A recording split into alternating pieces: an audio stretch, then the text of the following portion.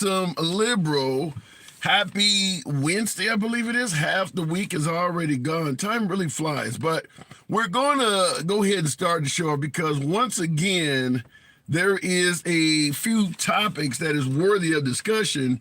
We did decide to take a break yesterday. We don't like to deliver a crappy program, so to speak. If there's not anything of significance going on, that's the perfect time to chill a bit. We talk a hell of a lot of politics, so we don't just talk for the sake of talking. We want to make it interesting because I like to hear from the folks. So, two issues are at hand. Many of you are aware. I think it's been overturned already, but many of you are already aware that the Supreme Court had temporarily gave the state of Texas, the Lone Star State, the right to defend its border, irrespective of how the federal government felt about it.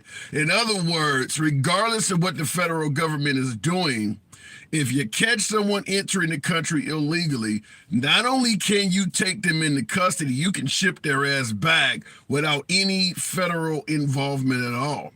That is the way it may ultimately go if it goes before the Supreme Court again, but I believe the federal government took another angle at it, another swipe at it, once again got a lower court to give them what they wanted, which is to leave the security of the border in the federal government's hand. But I think if it goes to the Supreme Court and you still have Biden in office, I think they ultimately would give Texas the right to do with illegal immigrants as they please. So we're going to talk about that. Side note on the same topic, this is crazy. A federal judge ruled that undocumented immigrants have Second Amendment rights. So if someone is in this country with no documentation whatsoever, and you find out they're carrying a firearm, that's not a crime. It's not a crime. Now, obviously, it should be deported, but we can talk about that because they can claim this asylum and a host of other issues. But a federal judge ruled that undocumented immigrants, illegal aliens, for lack of a better term, I know that term pleases some, but illegal immigrants, illegal aliens, undocumented residents, whatever the hell you want to call them, individuals in this country with no legal residency. That's the prime term. You're in the damn country, you have no legal residency to be here, can actually have Second Amendment rights. Federal judge ruled that that is the case. Wow. We live in a crazy world, folks. So, and we made a video about it because it could mean for a hell of a time in Texas if you got these caravans going down there to defend the border, and now the folks you're defending it from have the right to be armed. Yikes. So we're going to talk about that from that aspect, but we also want to do a side topic. And by the way, in regards to states' rights at the border, if Texas can act on what they believe is their best interest without any federal involvement, what if California received a hell of a lot of immigrants that wanted to claim asylum? Could the governor of California, Gavin Newsom, say that, listen, their story sounds legit, I'm letting them in, regardless of how the federal government feels about it? If Texas gets the right to act on their own, states' rights for all, folks, if Texas gets the right to act on their own, does it apply to California too? We're going to be talking about that. Secondary topic, and I'll go right into the program after this. Here's an actual quote. Any Jewish person that votes for Democrats hates their religion. They hate everything about Israel, and they should be ashamed of themselves because Israel will be destroyed. Former President Trump, number 45, that's an actual quote, word for word. How do you feel about it? Does it sound accurate? Does it sound insulting? What say you? As you know, the program is, always will be MAGA friendly. MAGA will always be my preferred guest. They have always been that way since day one. Always has been, always will. Nevertheless, liberals are welcome as well. What do we say? We don't block, ban, or censor anyone for their commentary. Whether you're in the comment section or you're talking to the host, yours truly, if you disagree with anyone, No one gives a damn. It's all about free speech here. So understand you will not be blocked, banned, or censored by yours truly for whatever opinion you may have, because I believe you are entitled to it. So looking in the comments, no, that's insane, crazy, insulting, says Beverly Wilson of Trump's comments. Insane, crazy, insulting. TikTok does. Well, we can't control what the TikTok guys do. Trump will go down for F with the chosen people. I don't quite get that one, Vimix. I don't get that. Invite snacks. gang. Obviously, you saw where I was on my day off. All right, going back onto the box. Let's get the program under wraps. So Trump suggesting that Israel will be destroyed if you vote for Biden. Immigrants being allowed to carry firearms. What a day to start out with the one and only Clinton Walston. Friend of the program, Clinton, welcome back. Assuming the box works here, we'll give it a second. Look, Clinton, you got a really loud background. Clinton, are you there? Okay, we're moving on. Apparently he wasn't waiting that long, so that's crazy. All right, we'll keep it going with Kenny Corum.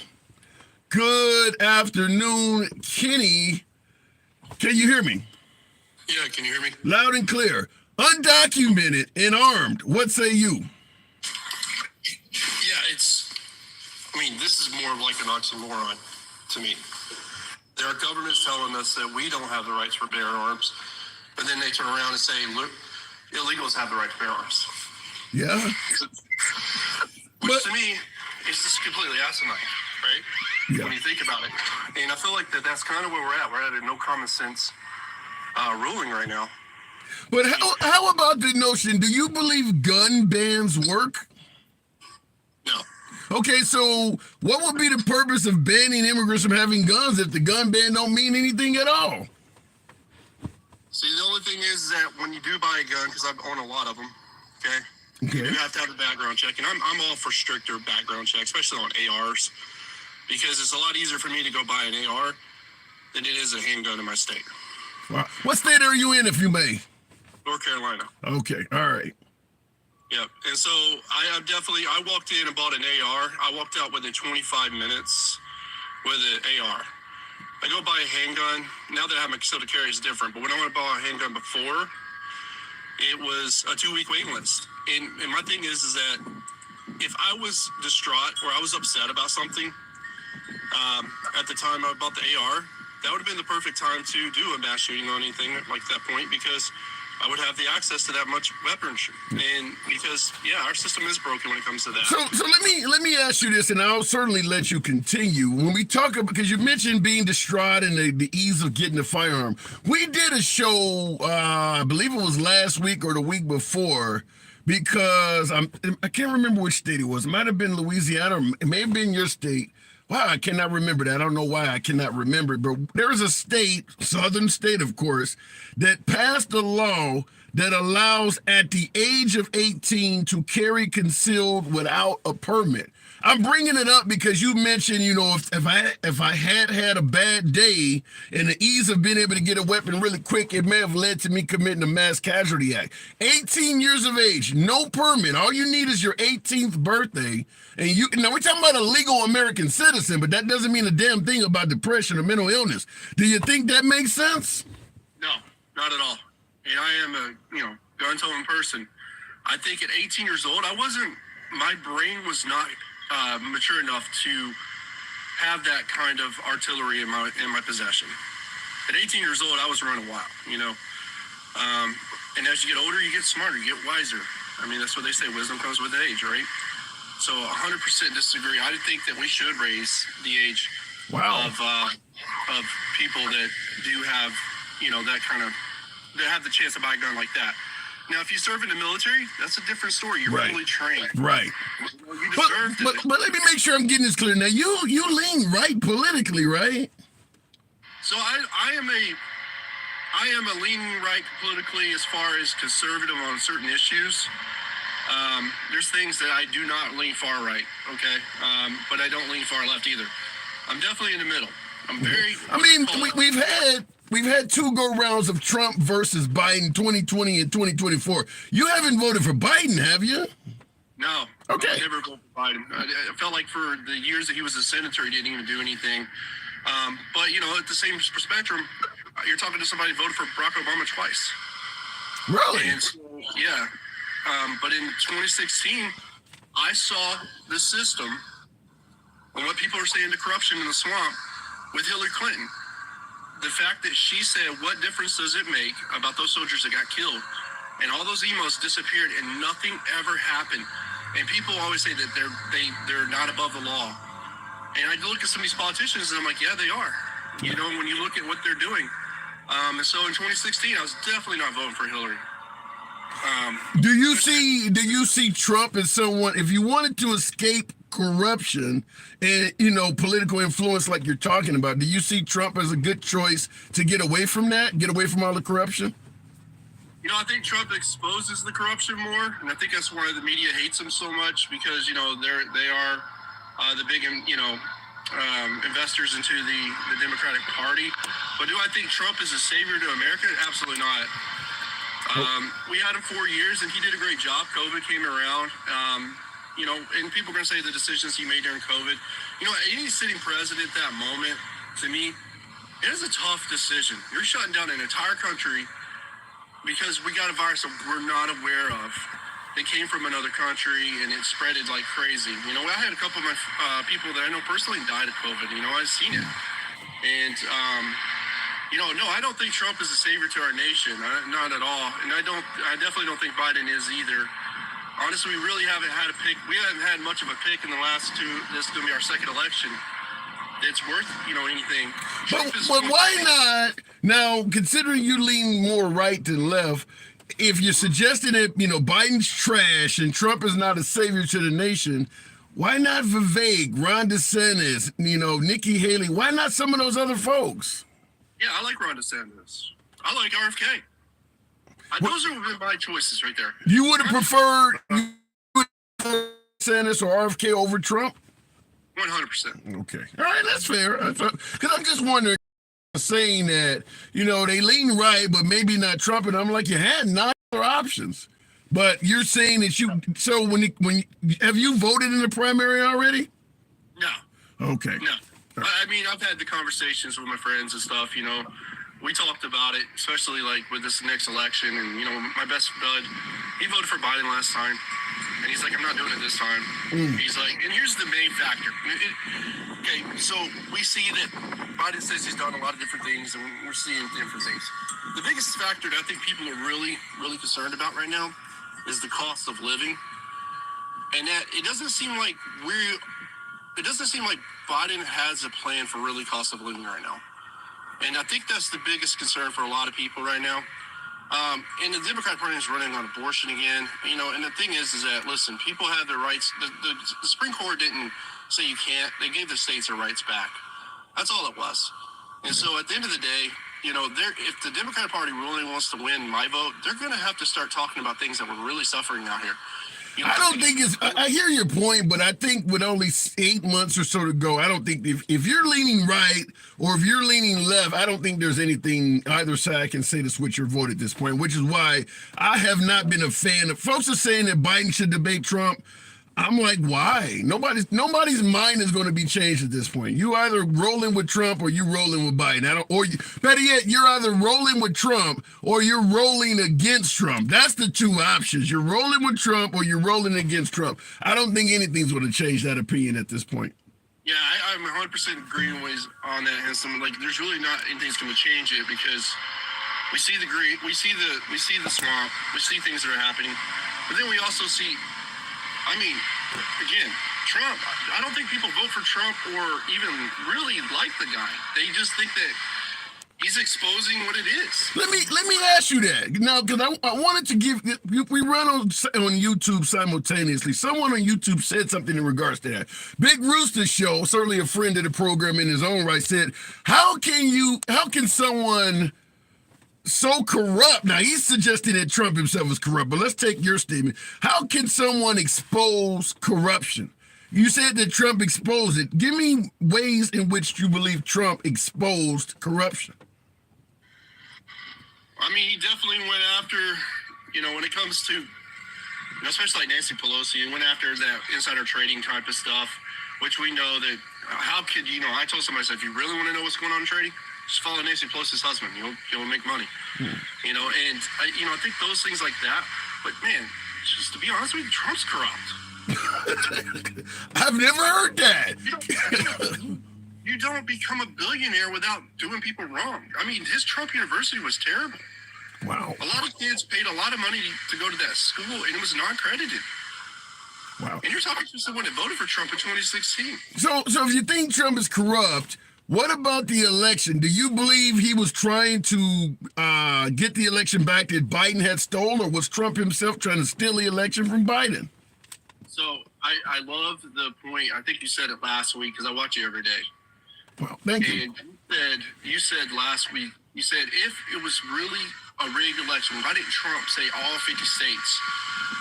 And you know what? That really made a lot of sense because it was only the states that he lost that he wanted. But even if it was some defrauding and stuff like that, was there enough to really overturn the election? Yeah. I mean, really think about it. If we went back and did a full recount and all that stuff, was it enough? I think people weren't voting for Biden. They were voting against Trump. And that's going to happen again. I do got to move on, though, Kenny. Well stated. That is exactly what's happening. Any vote that doesn't go to Trump is a vote against Trump. I don't think there's a lot of support for Biden out there, but we'll see in about 8 months, Kenny. Pleasure having you on. Hey, thanks a lot for letting me come on here. I've been trying to get on it several times. I kept getting disconnected every time. So you're always welcome back, Kenny. All right, moving the program on. Oh, my God, what about all the interference from the media? Seriously, the government censoring wake up, says Ajax. Look, when it comes to the media interfering with President Trump, I do agree that the media is no friend of the former commander-in-chief. But at the same time, it's not like Trump was just standing there trying to do what is right by America, and the media kept screwing with. Now, Trump was screwing with the media, too. I mean, we could probably play 24 hours of continuous clips of Trump insulting media, networks, personnel, things like that. So, at some point, it is no longer the media bashing you, but rather you guys are in a fight. You guys are in a fight with each other. Trump was launching all sorts of attacks as well. Yours truly, I personally went to a rally where Trump on stage made a controversial statement that said, I bet you CNN ain't going to record that one. I bet they turn the lights off. And we're all looking back at the CNN cameraman to make sure he didn't turn off the camera, which was a complete lie. But many of us in the audience, particularly my beloved MAGA viewers, we're buying it. Trump has launched a lot of attacks on the media as well, so he can no longer say, well, the media is messing with me. No, you're messing with them too. You guys are fighting with each other. Going back to the box, I cannot pronounce that, but we'll try to make it happen. What does that say? Nikhil Leon? Good afternoon. Welcome to the program. Armed and undocumented, we were talking about that. Immigrants that are in this country with no documentation, perhaps no legal right to be here, being granted. Hello? Yeah, can you hear me? Leon, Hello? can you hear me? Okay, don't know what's going on there, but apparently there were some audio issues. We'll keep it moving. I don't know what happened there. We'll try with Clinton. Clinton, you had a loud background if it was.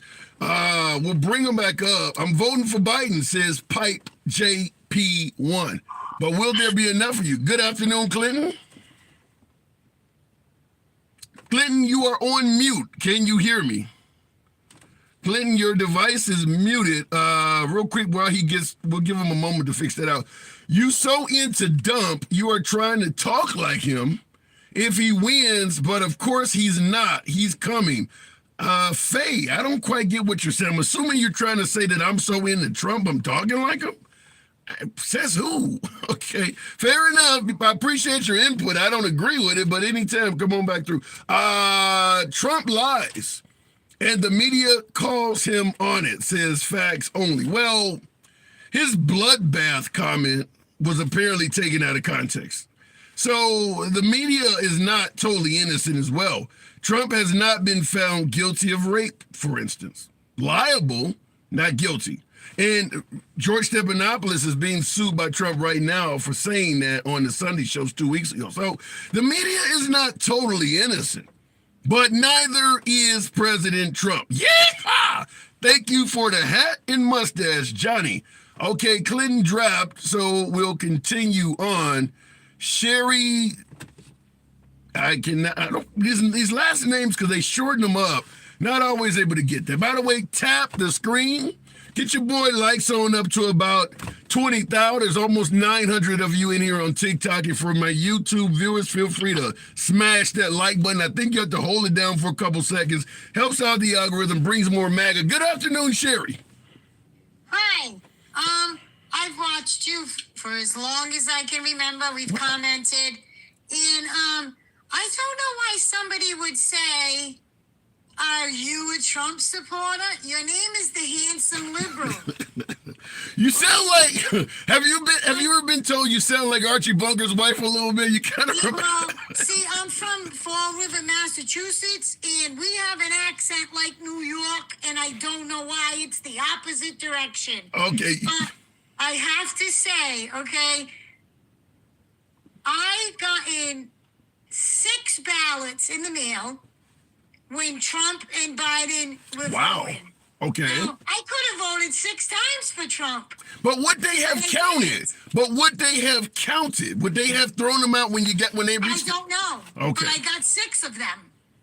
And I threw them away. I went in. I voted for Trump. Listen, my father was a city councilman. He got so many people. He was campaign managers for everybody under the sun years ago. I was involved with politics my entire life, holding signs with my own name on them because my father was going for city councilman. I mean, all kinds of stuff in Massachusetts. I was involved for a long time, and I hated it. But when Trump was running this country, my opinion, and I am not the most intelligent kid in the class, but everything was cheaper.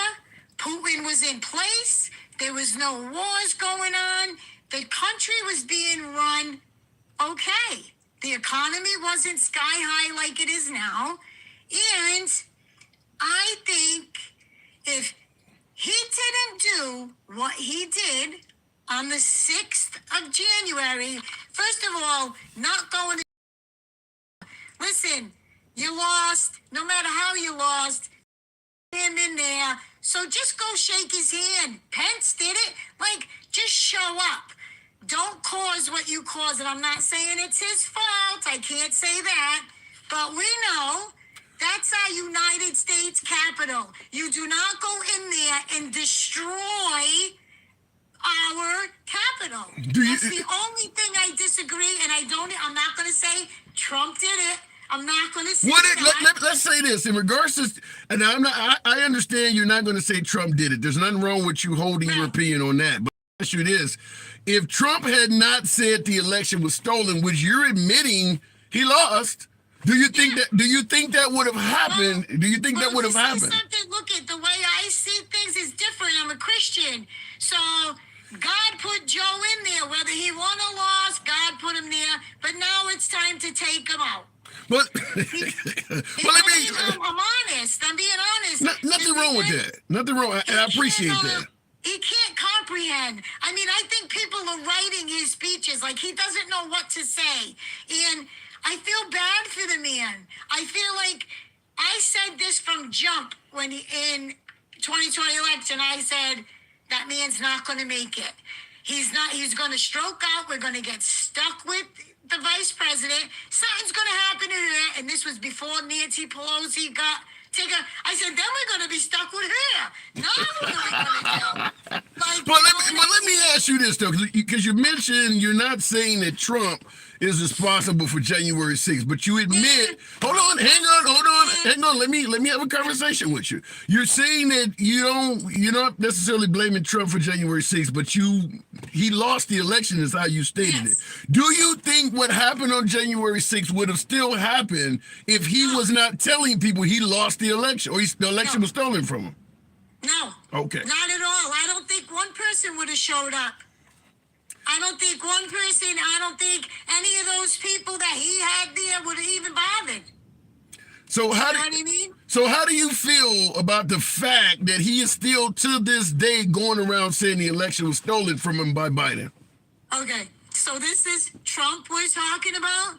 This man has been that arrogant his whole entire life. He speaks the way he wants to.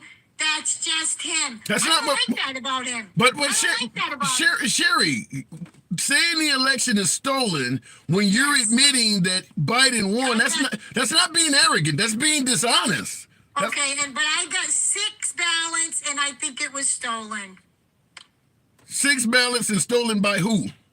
I got 6 ballots in the mail. Okay. I think Trump got robbed of the presidency. That's my opinion. Okay. So you do believe Trump won? Yes. Okay. Yeah. That's not what you said in the beginning.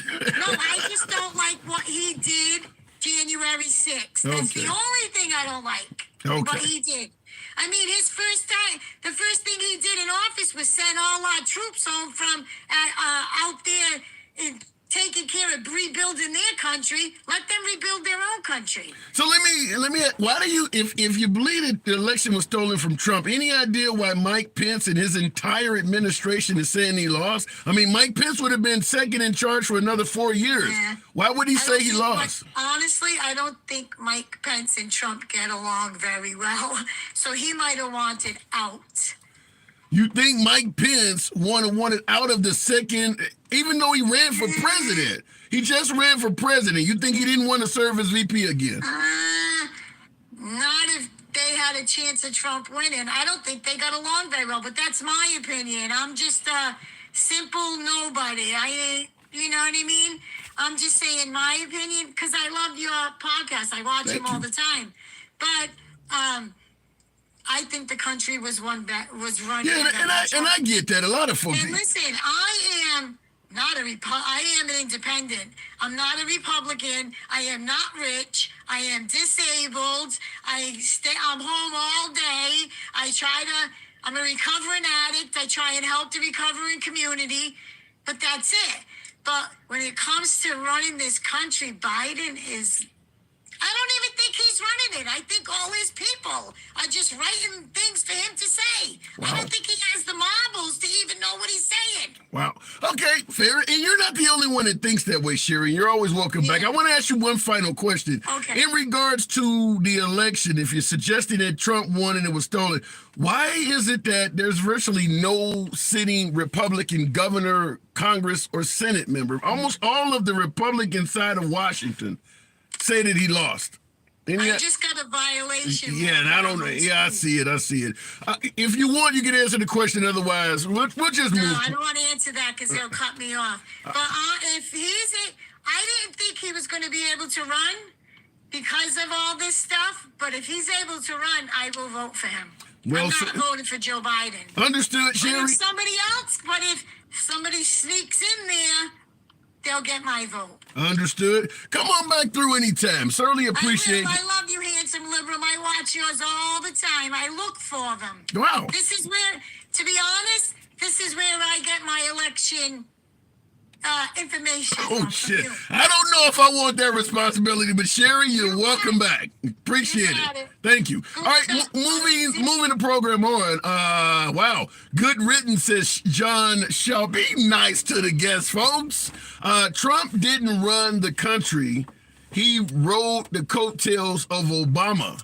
He didn't do any changes. Okay, well, if you believe he was riding Obama's coattails, then once Trump was in office, he did have the power to do whatever he wanted to the economy. So if the economy stayed great, and let's say he inherited a good economy from Obama, I hear it all the time.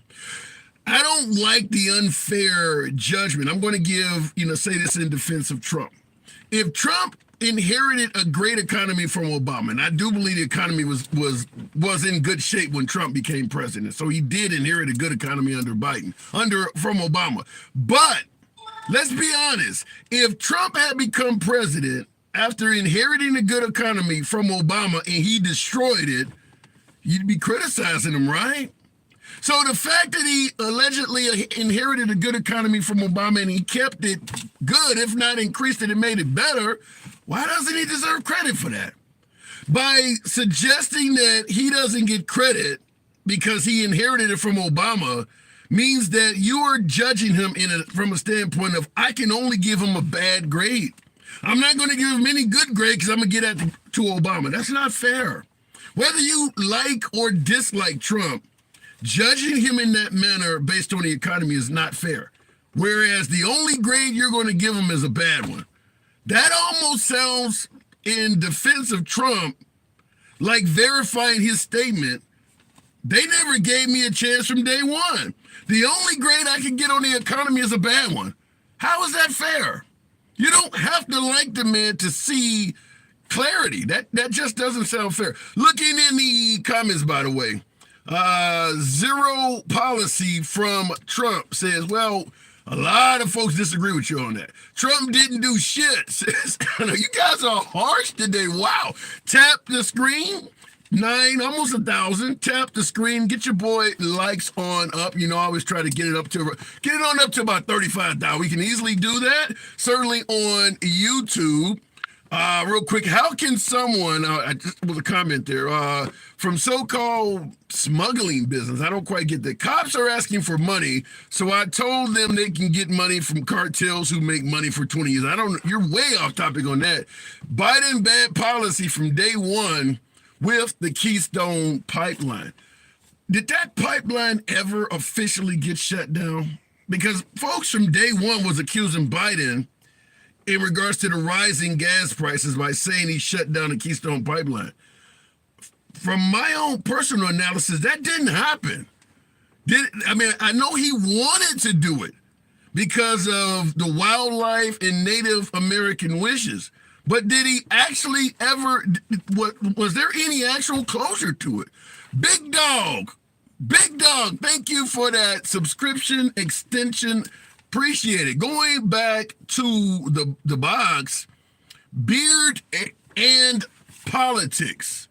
Did it say bearded and politics? Okay. Good afternoon, Beard. How you doing? I'm doing good. Appreciate you holding on there. We had a couple topics. I want to run something by you because we were talking about Trump. This is an actual quote, and I'll give it to you, and you can tell me what you think of it. Coming from President Trump, any Jewish person that votes for Democrats hates their religion. They hate everything about Israel, and they should be ashamed of themselves because Israel will be destroyed. Do you believe that makes sense? That if you're a Jewish individual, Jewish voter, you vote Democrat, that means you hate your country of origin? I don't necessarily believe that. I do believe that Donald Trump is an anti-Semite. Like, that is just pretty plain to me. I forget the book. It was a book by Slavoj Žižek I was reading, and he was quoting Trump on, he had a meeting with a bunch of Jewish leaders, and he was telling them very directly, oh, yeah, you Jewish guys, you have all this money, so you're going to vote for me because I'm going to give you all these tax cuts and whatnot because you love money and all that, right?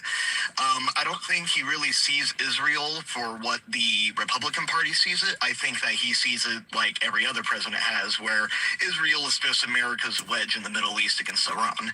So why is he suggesting that if you vote for Israel, better yet, if you vote for the Democrats, you hate Israel? Because a lot of Democrats are anti-Zionists, myself included. But there's this conflation between Zionism and Judaism, which doesn't actually exist. Like, you have all these Hasidic rabbi Jewish folks who are protesting in favor of freeing the Palestinians and protesting against the fascist nature of the current Israeli government. Okay, so you're separating Zionists from the base of the religion, but Trump stated that if you vote for Democrats, not only are you putting Israel at risk, you hate your own religion. Yeah, you see, like that comment by itself, I feel like is incredibly anti-Semitic because he's basing your commitment to your faith based on your commitment to a nation state, which I think is just completely off base. Yeah. Now, I see in the comments, Robert 1 says Trump is disrespectful to the Jewish community. Do you see that as being disrespectful or insulting at all? Oh, absolutely. It's incredibly disrespectful to the Jewish community because he's basically trying to make the Jewish community a monolith, saying you all have to vote the same way, otherwise you're not actually Jewish and whatnot, right? You have all kinds of conservative commentators doing this as well. Ben Shapiro being one of them, right? Like Ben Shapiro just announced he's going to not only support Trump, but try to campaign for him. Well, yeah, that doesn't shock me in the least, right? Now, I know Ben Shapiro hasn't historically been like the number one supporter of Donald Trump, but, like a lot of conservatives, even if you don't like Donald Trump in the Republican Party, you're going to fall in line, right? Well, it depends on the conservative. I don't think Mike Pence is falling in line. I mean, is Mike Pence not a conservative? I will admit that one does kind of shock me a little bit. But at the same time, I can't say that I am that shocked just for the fact that, Donald Trump really didn't do anything in regards to commenting on the whole hang Mike Pence thing, right? Yeah. Yeah, he certainly did not come across as pro Mike Pence in the January 6th hearings. In fact, taking Mike Pence out of the picture, is there any member of Trump's cabinet that served with him that is supporting him? From Jared Kushner, I guess, probably, and his daughter. Yeah, like, don't get me wrong, there's a handful of people who do support him that worked in his administration and whatnot, but I think that's largely because those are the ones that were more or less Trump's yes men, right? And that's what Donald Trump's wanting more than anything is yes men. He wants to be, so in my opinion here, Donald Trump wants to be a dictator. He's openly said he'll be a dictator on day one. He is very open to the Heritage Foundation's Project 2025 plan, which really is just a plan to turn the United States from a republic to a theocratic dictatorship. But what about what my last caller stated, that the economy was great under Trump, you could actually afford groceries, the planet was not at war all over the damn place? How about the note, okay, you mentioned dictator on day one, but folks are suggesting, listen, regardless of what's coming out of Trump's mouth, the country was in better shape when he was president. How do you respond to those folks? Well, so don't get me wrong, right? Like, I agree with the one caller talking about how, Trump had inherited this great economy, and don't get me wrong, the economy did tank because of COVID and such, but I think that the economy would have tanked a lot less had Trump been able to put forth good policy that would have, prevented the worst of what was happening, right? Right. Yeah, there's a lot to get into that, right? And as far as like wars and whatnot, yeah, Trump maybe didn't start any wars, but he was incredibly antagonistic. And I think that a lot of these different wars that we're seeing right now starting up are the results of old grudges and old conflicts that were happening prior to the Cold War that are now kind of reigniting. So but Trump suggests, but not only did Trump suggest they would not have happened if he was president still, he's also saying he could end the Ukraine-Russian conflict in 24 hours. So he's suggesting that he also has negotiation skills that are far superior to President Biden. Well, I don't really see it as negotiation skills because Donald Trump's plan to, end the war in 24 hours is just to completely cut off aid and then force Ukraine into either an appeasement deal or force Ukraine's hand on, just either fighting to the death and losing everything or just kind of letting Putin do what he's going to do in regards to a peace deal. Yeah. Sound like you're saying Trump is kind of pro-Putin almost. Oh, Trump is incredibly pro-Putin. He has praised Vladimir Putin in the past, and this seems to be like common among. So I think a lot of the people that are also sharing this line are folks like Tucker Carlson and such, who I would call, campus. Like, they'll kind of take positions on both left and right, but it's really just coming down to they hate the current state of the United States. Wow. That's crazy because most folks on the right accuse liberals of hating their country, but it sounds like you're saying the reverse. I do have to move it on, no beard and politics. Appreciate you coming in here. Yeah, thanks for letting me up. Watch your show a lot, so thanks. Wow. Thank you. A lot of support today. Appreciate that. Wanted to acknowledge a super chat on YouTube. Zion. Now, sometimes folks, like yesterday, it was a slow news day. I decided to take a break. But I also enjoy other folks, younger folks talking politics. Doesn't matter what side of the aisle you're on. I enjoy talking politics with folks on both sides. I just really appreciate folks getting involved in politics. Zion happened to see me in another debate forum. It was yours truly against like a host of MAGA. And that's not a problem. I enjoy talking to MAGA every day. All African Americans, by the way. So 4 or 5 other blacks that support Trump. And Zion said it was hard to watch you debate those clowns yesterday. Listen, I got insulted and cussed at and things like that. I don't mind getting roughed around. I got thick skin. So it is what it is. With Zion, thank you for the super chat. Sometimes you guys will see me. If you follow the page, particularly on TikTok, it'll tell you if I'm in other spots.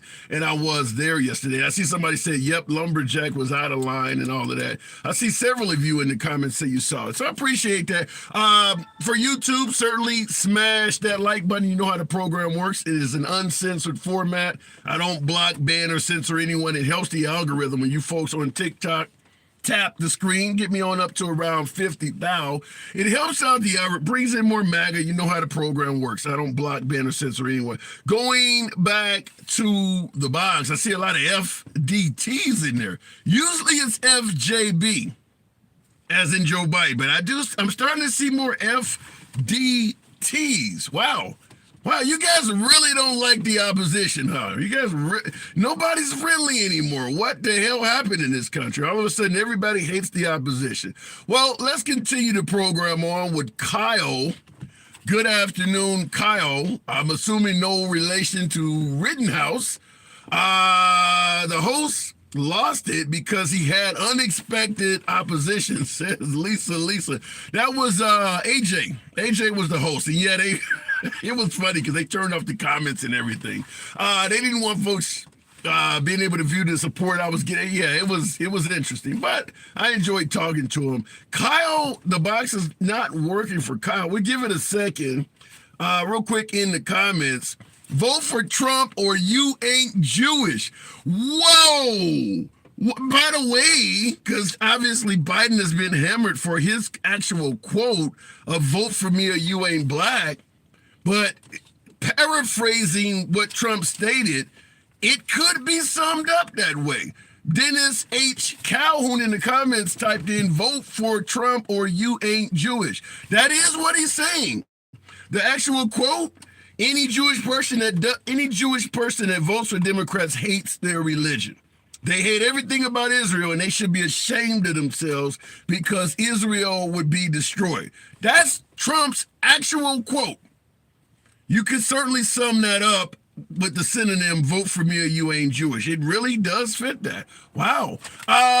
Trump, and I would have never thought of that. I would have never came up with that, but you probably will hear me say it again. Trump 2024. Too big to rig, baby. Woo. Let me just say this in regards to that. I don't know what happened with the box, but we'll go to another guest in a minute. In regards to the Nate in the comments, too big to rig. If, let's say the election was taken from Trump, and it was done at the hands, well, Biden wasn't president. He was on the outside looking in, so he didn't have the power to do it. Obviously it would have been the feds or someone else stealing governments, governors in different states, stealing the election from Trump while he is actually in charge of the country. Here's the logic that leaves me baffled. If they can steal the election from the president while he's actually president, what would make you think he could actually get reelected now when he's basically powerless? If you truly believe they stole the election from Trump, why would you ever think he could get reelected again right now? He's on the outside looking in. If he couldn't stop it while he was actually president, 4 years after coming down the escalator and announcing it's all rigged, while he's president, they did it. If they could do it then, you'd have to assume it's impossible to stop them now. So some of that does not resonate with me. Some folks are suggesting, well, yeah, they stole it, but we're going to outvote them this time. Even though you're suggesting Trump won by a landslide in 2020, because more people voted for him than Biden, You think that if you do the same damn thing in 2024, somehow it's going to work. This time, we're going to vote for Trump again, but more of us are going to do it. And that's going to work this time. Because whatever they did to prevent our votes from counting in 2020 when Trump was president, it won't work now that Biden's in office. Does that make any sense? If the election was stolen, does that actually make sense? That we're going to override the fact that Biden is in control, the FBI, the CIA, and all of them are corrupt, and they are all in power.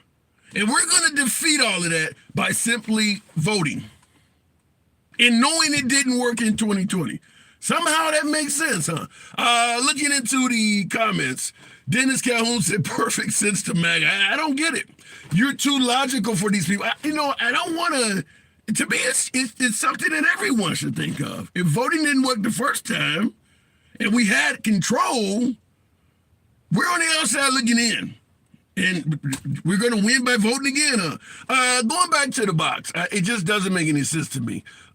We'll go straight to Hot Boy. Okay, shout out to Lil Wayne and Baby and all the Louisiana King. Hot Boy, good afternoon. Good afternoon. I've been listening to your show for a long time. I can't turn my camera on at work. No problem, no problem. I just listen to a lot of stuff. I just want to ask before you probably make your man cut me off. No, never happened. If Trump cannot borrow the bond money to pay that off from 30 different people or 30 different facilities, how do you think he's going to become president? Well, you don't need the money. Well, you need money to become president, but the support for Trump is already there.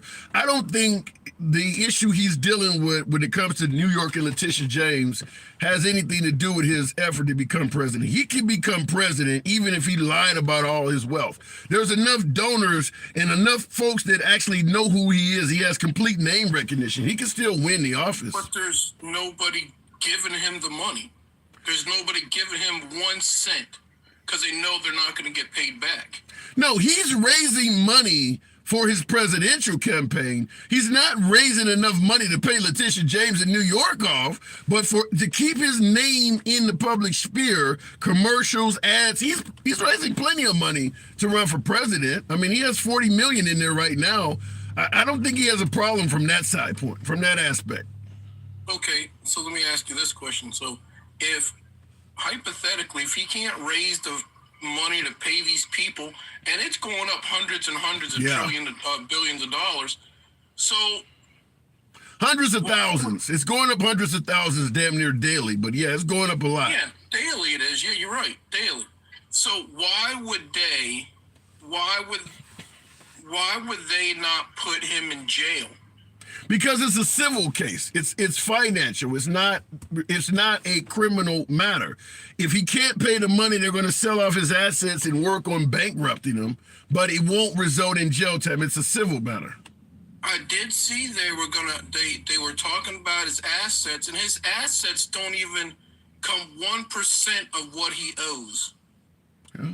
Well, I think that part is kind of foggy because Trump has never been completely forthcoming with what he was. Remember, he didn't want to show his taxes and things like that. He's on video saying he's worth billions.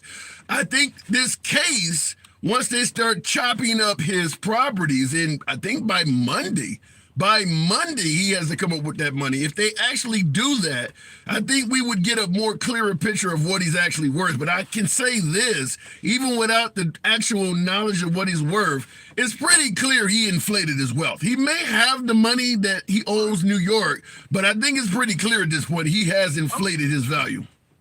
I seen a post on TikTok. I don't know if how true, but you probably seen it too. They were talking about selling his plane for like 3.5 billion or million. Yeah. And tell you the truth, it's not his plane to sell. What do you mean? It's his bank. It's the bank's bank. It's the bank's plane, basically. You're saying he doesn't own that aircraft outright? No. Yeah. See, like I said, I don't know enough about this. I don't believe he does. Yeah, I'll go ahead and plead ignorance. You're a Trump supporter, so you're going to say, yeah, you know what I mean? You're going to be. So let me ask you this question. You're older gentleman. I'm fair, not as old as you, but you know. Okay, what's your question? I'm in my 40s. Okay, what's your question? To me, the best president we ever had, United States ever had, was Bill Clinton. Really? What makes you say that? What makes you say that? What makes me say this is, now I don't quote on me how far in deficit we are as far as trillions, but Bill Clinton was getting us out of deficit. He was taking us out of that. Yeah, he was. I mean, he might have did some crazy stuff when he was a president. You can't necessarily hold everything accounted for as that. If you do the better stuff, got to overweigh the worst. Well, I will say this. In this day and age where we're suggesting that, you shouldn't vote based on feelings or somebody's Twitter account, looking back at what Bill Clinton did is kind of mild by today's standards. I mean, when Barbara Walters asked Melania Trump how did she meet, the president, Melania said he was out on a date we were on a yacht and he was with another woman and he slipped away from her to get my number. So at this point, and obviously there's pictures of the first lady you can Google and find completely nude. So what Bill Clinton did by today's standards is not that damn bad. I mean, we moved into a whole new era. Oh, let me ask you this. What is your point? Now, I got a perspective, and I'm stuck to it, Okay. The whole time since I heard it. And it happened, I seen it. In the White House, right? Okay. And when that January attack happened, what's your point of perspective on that? Let me ask you this. If you were the president, turning over your office to another president at the point of time of the attack, so it's still on your hands, because you didn't relinquish your office to another president, and you didn't do anything to stop that. He didn't do anything to stop it, but he was pretty much, he knew it was going to. Okay. So what we want you as let me say this, what we want you as a president, knowing that you're down, like you're against, with terrorism. Yeah, I get you. Okay, you're asking from a rhetorical standpoint. I would just tell you this: folks are willing to overlook what Trump, was involved in on January 6th because they believe the country is being ran so poorly under Biden. Certainly, when it comes to the border, folks are believing that with all these folks coming here unvetted, that you could be letting, opening up the door to terroristic acts and all types of things. So even though Trump, in North Carolina just the other day. What happened? What do you mean what happened? It was a standoff, and he was wanted by the FBI. Okay. Yeah, okay. And you're going to have domestic acts of terrorism, but I'm just simply saying that even though Trump has said and done things that are very controversial, even some believe Biden is destroying the nation. So at the end of the day, they're going to look at it like, look, the economy, our safety, whether our children in schools are learning things we don't. They're looking at it from that aspect. Whether you agree or disagree, I'm just kind of explaining it. They're looking at Biden. I understand what you're saying, though. Yeah. But this is how I'm not as, like I say, we're a couple years difference in age probably. And do you don't understand the song "Land of the Free and Home of the Brave"? Okay. What about it? There ain't no land of the free and home of the brave. It's a how you gonna say, it's a corrupt country. United States is corrupt. From day one.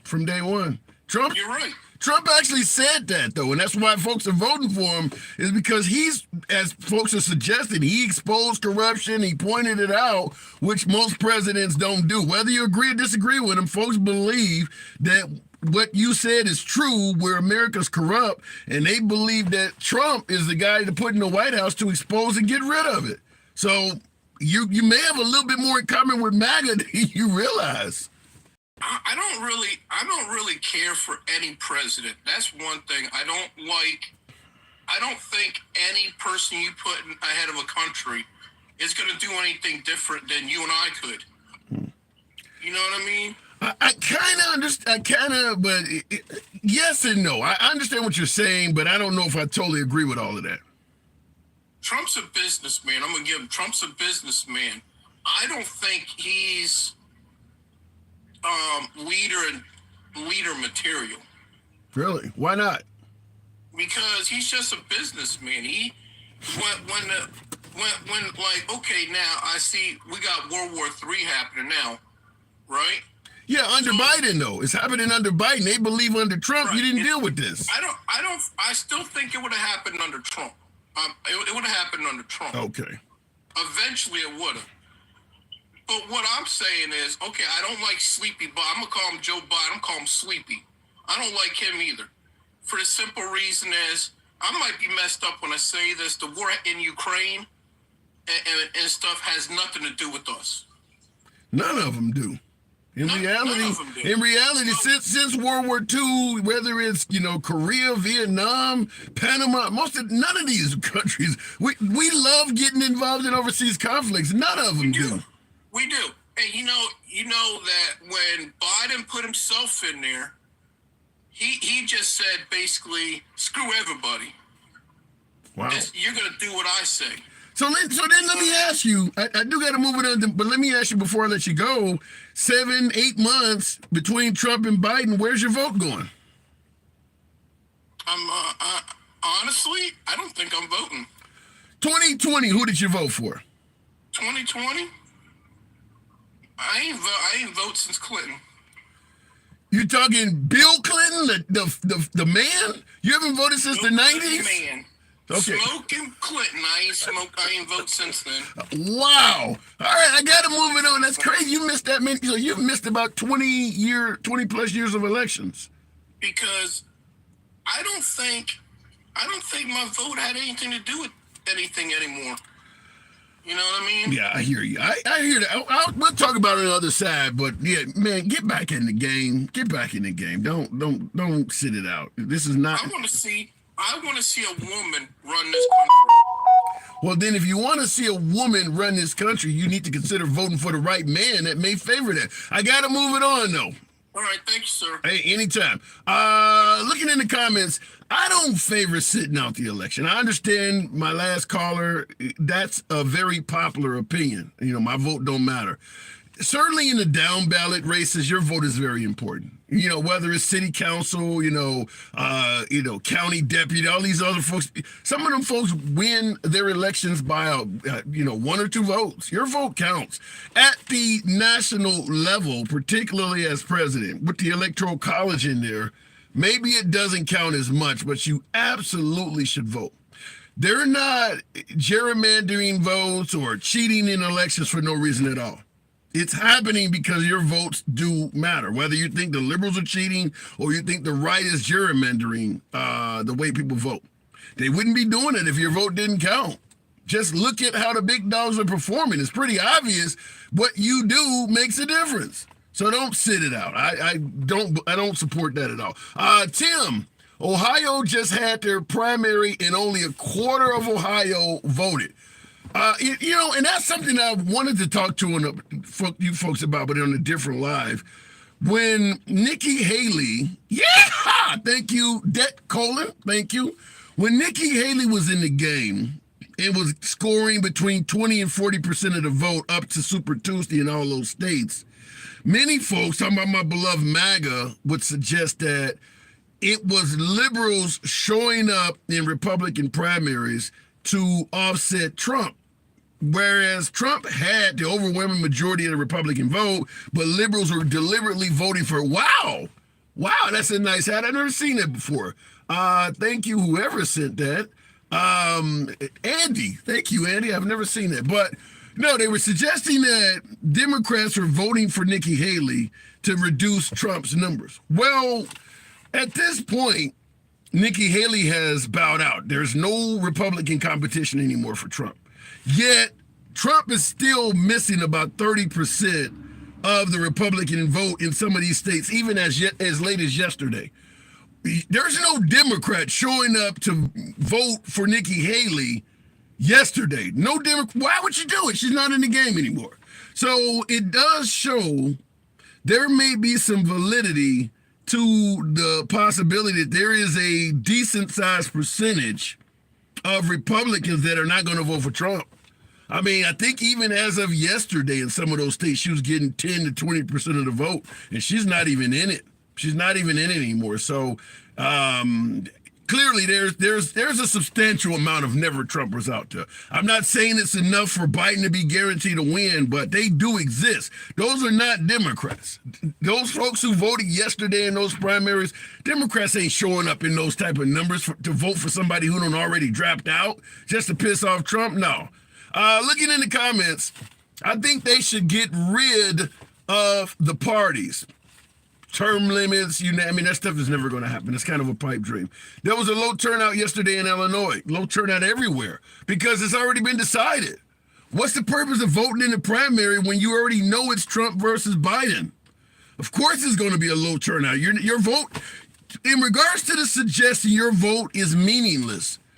The primaries that are going on now, that applies. The folks who are voting against Biden, what is it? No candidate or whatever it's called, meaningless other than delivering a message. It's going to be Biden versus Trump. Everybody else has dropped out. So yes, until the November election, any other vote for one of these candidates or their competition, it's meaningless. It is meaningless at this point. Big Rooster with the super chat. YouTube, thank you very much. Tap the screen. Over 1,000 of you in here. Certainly get the likes on up, and I'll go right back to the box, but get the likes on up to 70,000. We could easily make that happen with these numbers. Certainly on YouTube, I appreciate those who are smashing the like button. You know how we run the program. We go left of Bernie Sanders to having dinner with QAnon. We don't block, ban, or censor anyone, so it's all about free speech here. You enjoy this type of civilized dialogue from both sides of the aisle without any concern of the host trying to block, ban, or censor you, you are in the right place. Feel free to subscribe or follow on TikTok. Going to the box, these names are crazy. Now, this one is in a different format, but nevertheless, good afternoon. Welcome to the program. Giving the box a time. Can you hear me? Yes, I can hear you. What is the name there? Haley. Haley. Hill, so. Okay. All right. It's the format threw me off. So what do you think between these two individuals? I mean, is this the race you've been looking forward to, or would you have rather it been somebody else? I mean, given the choices we had, I did vote for Trump in the last election. I plan to vote for Trump this election. I tried to give Biden a chance. I wasn't one who threw a fit, when he won the election. You didn't wait. You didn't throw a fit when he won, but do you believe he actually won? No, I don't. Okay. Honestly, I remember watching the news that night, and there was several things off about it. It would show Trump ahead, and then Biden in a lower percentile, but then you wake up the next morning, it was completely different. I don't know. So then I'm gonna ask you the question I often ask when we have these conversations. Now that it's been 3 years, any idea why more evidence has not come up to back up your claim? I mean, we've had 3 years. Seems like if what you're saying is true, why isn't more, certainly at the gubernatorial level, the governors of these various states that are all saying that Trump lost? You got Governor Kemp in Georgia, who is a Republican. Why hasn't more data come out to back it up? Honestly, I think because it's a huge cover-up. I mean, there was COVID going on. They're doing things over here while we're, all worried some over here. And I honestly think it's just a big cover-up. They hid a lot of stuff. There's still stuff coming to light, and I still think there's going to be a lot of stuff coming out. Hopefully in the near future. What about Attorney General Barr, Trump's top cop, looked into it and came back and said a lot of the claims of fraud was quote unquote bullshit? Do you think he was part of the cover up too? I mean, maybe not. Maybe the numbers he's seen though were already played with. Everything that he was looking at, maybe they'd already, went in behind the scenes and messed with everything. I mean, they do that. Yeah. We see it all the time on TV, which I know what we watch on TV isn't, factual, but it comes from somewhere. Yeah. Now, Trump himself, his administration hired a third-party entity to do recounts all over the place. In Arizona, they did a recount, and the third-party organization that he hired to do it came back with a finding that he actually lost by more votes than they originally thought. How do you think that happens if he actually won that state where his own independent assessors are also backing up the suggestion that he lost? I really don't know. I don't know how to answer that question. I do know that they've been doing this for years. They're good at covering up their tracks. They don't leave breadcrumbs. They're trained at doing this. And, this isn't the first election that was stolen. I mean, and so people want to act like this was the, most secure. honest, They claim it was the most secure election. Yeah, and there's no way. Go back, look in history. History repeats itself. Yeah. And if people honestly think that our economy is better under Biden, they have to be delusional. I mean, I've always been in the middle, not leaning more Democrat, not leaning more Republican. I've always been in the middle. And it's just now, the government's done exactly what they wanted to do, divide all of us and keep us from, coming together and try. I don't know. So obviously you see the country is going in the wrong direction under Biden. A lot of folks do. There's nothing wrong with that. But if you mentioned that these folks are saying and doing things to divide us, if Trump is put back in the White House come this time next year, around January, he'd be sworn in. Do you think Trump would be a better candidate to bring back unity and unite us? I mean, if people would get out of their heads about Trump's the bad guy. I mean, when Biden won, when Trump won back in 2016, they were literally shutting down colleges because all the students were crying and, were too upset to go to class for a week. So riots, the whole nine. So in regards to your comment, they need to get out of their head that Trump is a bad guy. Why do you think do you think there's any basis why do you think they suddenly picked him out to be a bad guy? Is there any reason why that would happen, or they just, found a guy and decided to make him out to be the bad guy? I think because of that false narrative the media pushes. I mean, a lot of it's been debunked. A lot of it's even been proved untrue, and they still spout stuff off. And unfortunately, that's where they get their reliable information from. And I don't know.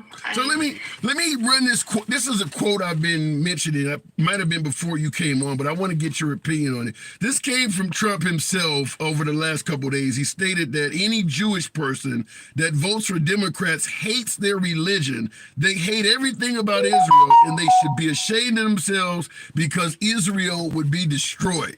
That's a quote from Trump. Do you see that as being valid? I feel like I shouldn't I'll probably put my foot in my mouth, so I think I should probably stay quiet on that one. But if you suggest that folks should stop seeing him as the bad guy and he could unite us, do you see unity as an effort in this quote? Not in that quote per se, no. Yeah.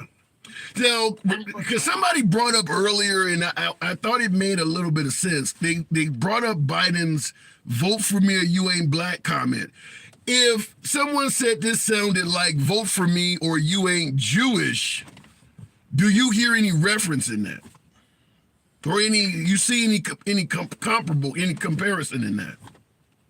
I just said I got a violation warning. Yeah, we're talking about. I want to start saying J people. It happens. Really does. Anytime you say the J word, it's not like we're talking about getting vaccinated. Damn. But yeah, the TikTok gods don't like it. But so at the end of the day, though, you see this quote as possibly being divisive. We'll just end it there. Yeah, and I do think a lot of what Trump says comes off rude, but he's just like forceful with he does care. I feel like he does care about us. And I feel like if people would be a little bit more open-minded, see where he's coming from. He's not a politician, man. No, he's a businessman, which we need. And he can't be bought. He has his own money. That's why they couldn't buy him and get him to persuade. You said Letitia James has his money? Did you say that? I didn't hear that. Do what? Did you say Letitia James has his money? No, that's not what I said. I'm getting old. My hearing ain't working right. You mentioned something about money. I thought I heard Letitia James come out your mouth. I'm getting old. All right, no. All right. But, I enjoy watching your content, and I'm glad you finally let me come up. I've been requesting for a while now, but I do have to get back to work. So appreciate it. Thank you. I'll watch you while I'm working. Thank you very much. Good talk. All right, moving the program on. And a lot of folks believe the election was taken still. And look, you're entitled to that belief. I just wanted to question her on some of the things on it. But he can be bought, and he was bought by Putin, says Freebird. Where's the evidence? He was bought by Vladimir Putin, bought out by, you got to prove some evidence to that. Look, I know Trump appears to be favorable with the Russian leader, dictator, for lack of a better term, but I don't know if we have enough evidence to suggest he was bought out. We have enough evidence to suggest that he apparently likes Putin, up to and including not taking the advice of our own intelligence agencies over what Putin told him. So we know that, but bought out is a stretch. Tim trying to spit some game on the last caller. Craig on YouTube. You know, folks, we do run a simultaneous program on a simulcast on YouTube. So Craig always comes with some interesting statement. No, I was not trying to run game on my guest. L. James is a tool of the Dems. Letitia James is a tool of the Dems. After she fails, they will break her like Fanny. No, they won't. I'll tell you something. Even though Letitia James is taking flack for going after Trump, I do Uber videos on the side. Letitia James also scored a huge settlement against Uber. She got some big ass numbers in her past. Letitia James has won some big corporate lawsuits. I'd invite you folks, despite what she's doing to Trump, if you don't like her for that reason, fair enough, but look into her history. She is not like Fannie Willis's boyfriend who didn't belong on the case. She apparently has a record that shows if you want to take down somebody in a big fashion, she's the one to grab. Look her up. Wow. Thank you for that train. Beautiful stuff. Thank you. I can't see the name with the characters, but thank you very much. Thank you for your support. Why so many former Trump employees warning America, huh? Laugh at my last. The cult acts like they know Trump better than the people he employed. I don't quite get that, but you're saying that so many former Trump, I don't quite get that. Every pardon was a payoff. That's kind of how, no. Trump pardoned Sheriff Joe Arpaio. I don't think he got paid off for that. He pardoned Rod Blagojevich, former governor of Illinois. I don't think every pardon was a payoff. Sometimes people like certain people or believe they were over sentenced or went. He's going to pardon January 6th participants. He's not going to get paid off for that other than maybe by votes. There's no payoff in that. The fact that you claim to be all for America, yet you wear a hat that's made in Taiwan. What does that say? I can't pronounce the rest of that. Devil Deli or something like that. Every piece of clothing you own was made in America? Where the hell are you shopping at? I think just about all of us got foreign garments somewhere in our closet. I get that these hats are not all made in America. I get that, but I think we all own shit that wasn't made in this country. Going to the box, payback. Can't ask for more than that. Good afternoon, payback. Welcome to the program. They came from a man who says America first. Okay, you win with that one. You do win with that comment. He's claiming to be America first, but the MAGA hats are not even made in America. I can't argue with that. The payoff for many, including Luth, was worship. The payoff for many, including something, was worshiping a con man. Look, if you vote for Biden, there may be a payoff. I mean, that's kind of how politics works. You vote for me, and I'll do things that favor you. That's what Biden was saying when he said, vote for me and you ain't black. I'm going to do more for blacks than Trump. Whether or not you agree with him, but that's how politics works. You vote for the person that's going to do more for you and your causes. That's not unusual to reference Trump. Who can afford clothes made in the USA, says Peter. Yeah, and that ain't something that's due to just Biden. you really can't compete with cheap Chinese labor. It's almost impossible. Trump is a disgraceful person to be in charge of this nation, says John. Oddly enough, supporters of Trump are saying the same thing about Biden due to their perceived notion that he has a lack of cognitive abilities. They don't think he even knows where the hell he's at. So they're saying the same thing you said about Trump, about Biden. Kelly Dutcher, 6'8". I'm having some trouble with the box. Once again, this happens.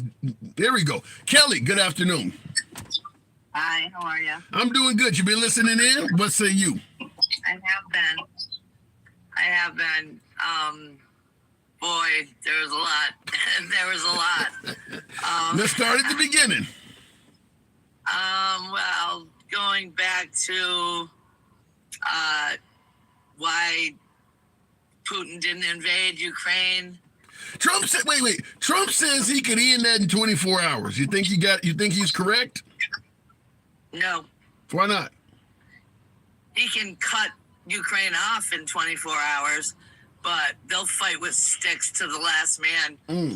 And it's going to take a lot more than 24 hours. So you believe that what Trump would do is stop assisting the Ukraine, but Russia would still continue attacking until Ukraine is no more. So it wouldn't end. We just would stop helping the Ukraine and watch them face their demise.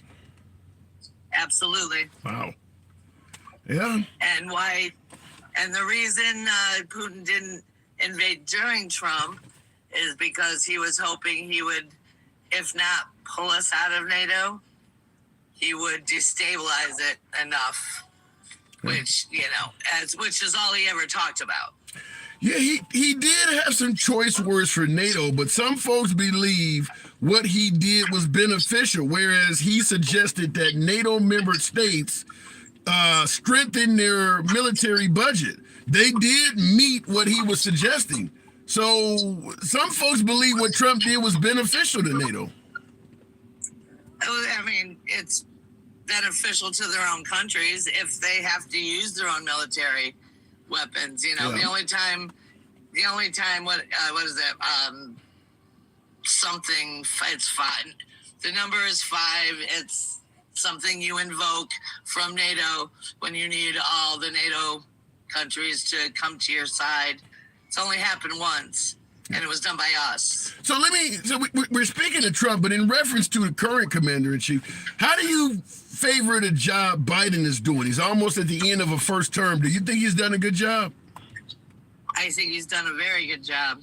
Worthy of re-electing? Absolutely. Absolutely. What about folks that are claiming he has a great reduction in cognitive abilities? I would say I guarantee they must have not watched the State of the Union the other night. Yeah. I mean, you can take little clips of Joe here and there. He's been known as the gas machine his whole life. And sure, he's slowed down.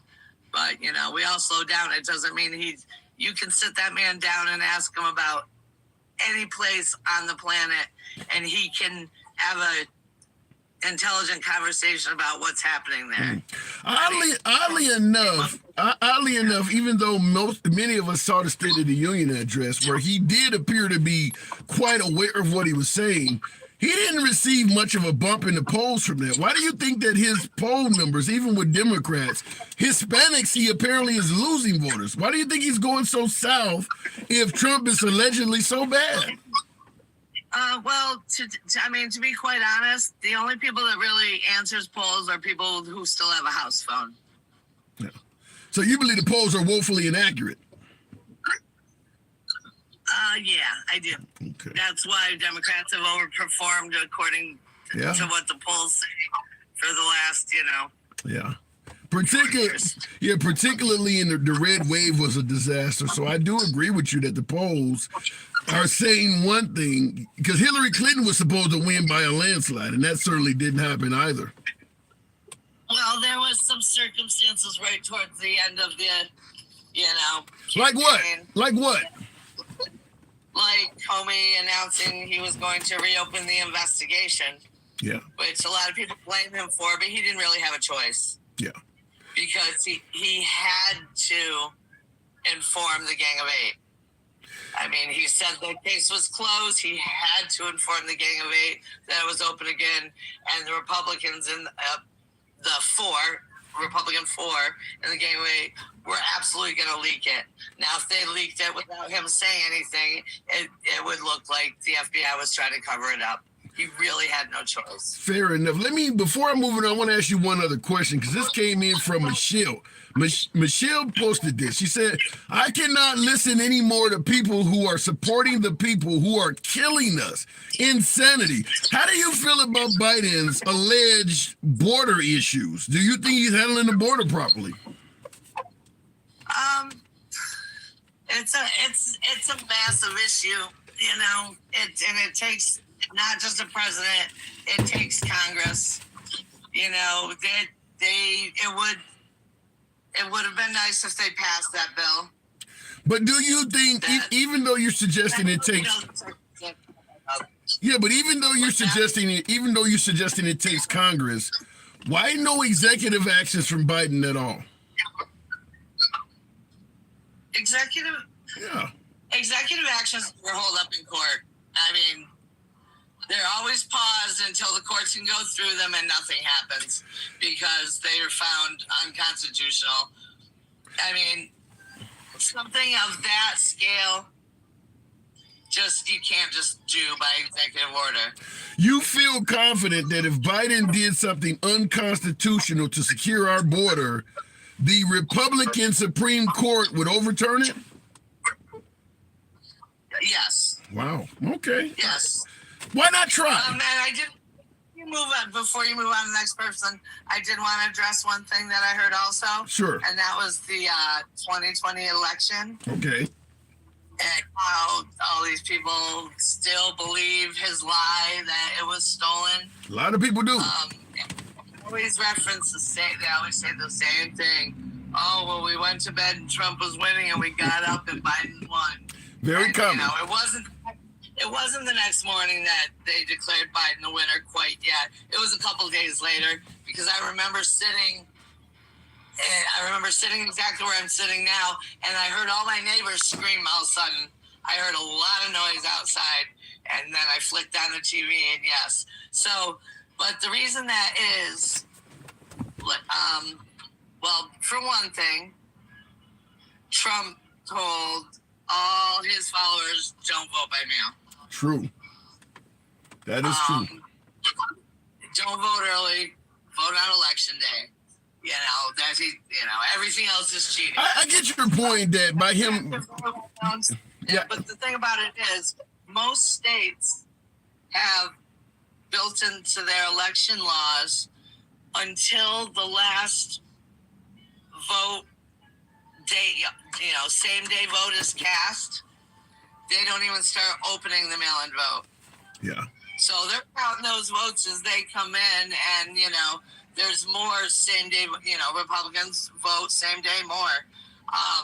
Democrats like mail-in, Democrats like to vote early. Yeah. More people like both now, but, you know, they don't even start counting those votes until after the regular votes. Yeah. In many states, not all states. And I do get your point by him telling folks not to mail in the votes. It left things. Yeah.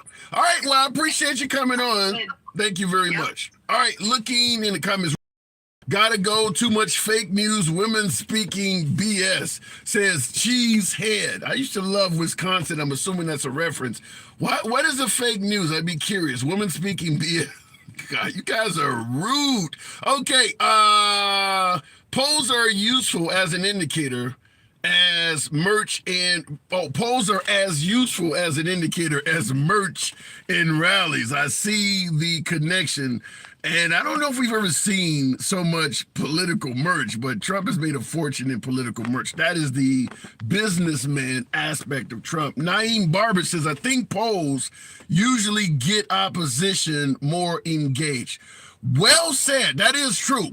Even if Biden looks like he's going to win, or Trump is leading, you could have their campaign telling them, you know, the polls that they control, because there's liberal polls and there are polls that lean right. call them up and tell them that we're losing, because as you're stating, it will get folks more engaged. The more liberals that believe Biden is at risk of losing, it may bring him out, even if he's not. I remember right up to Obama's races, both of them against McCain and Romney. They were saying that Romney and McCain were beating him. He was losing. Certainly, if you're on these mailing lists, I'm on both. Trump, Republican-related mailing list, and I'm on Democrat. I like politics, but I get a lot of stuff from the 88022 Trump side, 80810, and then I get a lot of liberals. And both sides always make it sound like it is a disaster because it helps spark donations, and as Nine Barber said, it helps get people energized. So that does make sense. Good point. Real quick, looking in the comments. Not enough money to pay to appeal. It does look that way. Is there more information coming in? Because Trump got till Monday to come up with the money. And he does not. Didn't he meet with Elon? I guess Elon Musk wasn't down with the program. Remember, Elon had originally supported Ron DeSantis. But yeah, I don't know. There's a lot of folks, a lot of wealthy folks that are huge supporters of Trump. You can't come up with, a million here, a million there. I mean, wow. You would think he would be able to raise that money. But I will say it does make it clear that he over-exaggerated his own personal wealth. Not saying he does not have the $400, $500 million they're asking for. He may possibly have it, but he don't have $15 billion. It's pretty clear, and I got recordings of him on YouTube saying he has 10 to 15 billion. It seems pretty clear that part of it ain't true no more. Continuing on, Aaron, good afternoon. Welcome to the program. Real quick here, maybe Putin will give it to him. Wow, do you realize how that would look? If we could actually show proof that he got his money from the Russian dictator or one of our number one enemies. Now, I'm going to assume, and maybe I'm wrong, but this is only an assumption, but I am going to assume that if we found out with absolute proof that Trump received that money from Putin, I don't think MAGA would care. I don't think MAGA would even care. Maybe I'm wrong, but I don't think it would change anybody's decision. Hey, look, it was, you guys were performing a witch hunt. It was you were railroading the guy. Hey, you got to do what you got to do. What would you do if somebody was railroading you and you were about to go to prison or they're about to bankrupt you? Wouldn't you take money from a drug dealer or a criminal? That was what the defense would likely be. Having trouble with the box. Putin's personal wealth is over $50 billion, brother. Yeah. Nobody in the country has any control. He can literally point at you and say, tomorrow I want you to go to the bank, take everything out and drop it off here. You don't have any control in Russia. Of course he's worth $50 billion. There's nothing he can't take from anybody. He's a dictator. I'm sure Kim Jong-un and Xi Jinping, I'm sure they both worth a fortune as well. Saddam Hussein was found hiding with money when they finally captured him. So was Gaddafi. I think Gaddafi was doing. I mean, when you're a dictator, yeah, you're going to be worth a ton of money. Nobody in the country can say no. It's pretty easy to have a bunch of money when you're in that position. Looking in the comment, I think Gaddafi. I don't know, maybe not Gaddafi, but I know Saddam Hussein was found with money. I slept in Saddam's palace. Thank you for your service. And wow, sounds like a great experience. Hopefully it wasn't all shot up. I know his sons Uday and Qusay, where they were living at, got shot up as they killed them too. Backcountry Mafia. That's a unique name. Gaddafi wasn't a dictator. What was he? I'm telling the guy over in Libya, what was he if he wasn't a dictator? Backcountry, good afternoon. Hey, how's it going? I'm doing good. So we're asking, first of all, we talked earlier about states' rights at the border. We know Texas has temporarily by the Supreme Court was given a right to defend its border irrespective of what the Supreme Court thought. Do you believe a state, even if the federal government thinks differently, a state should be able to do what they want, what they think is best to defend their border? it's a matter of life and death and essentially going to protect the people that live in the state, then I think they should be able to do what they want, yes.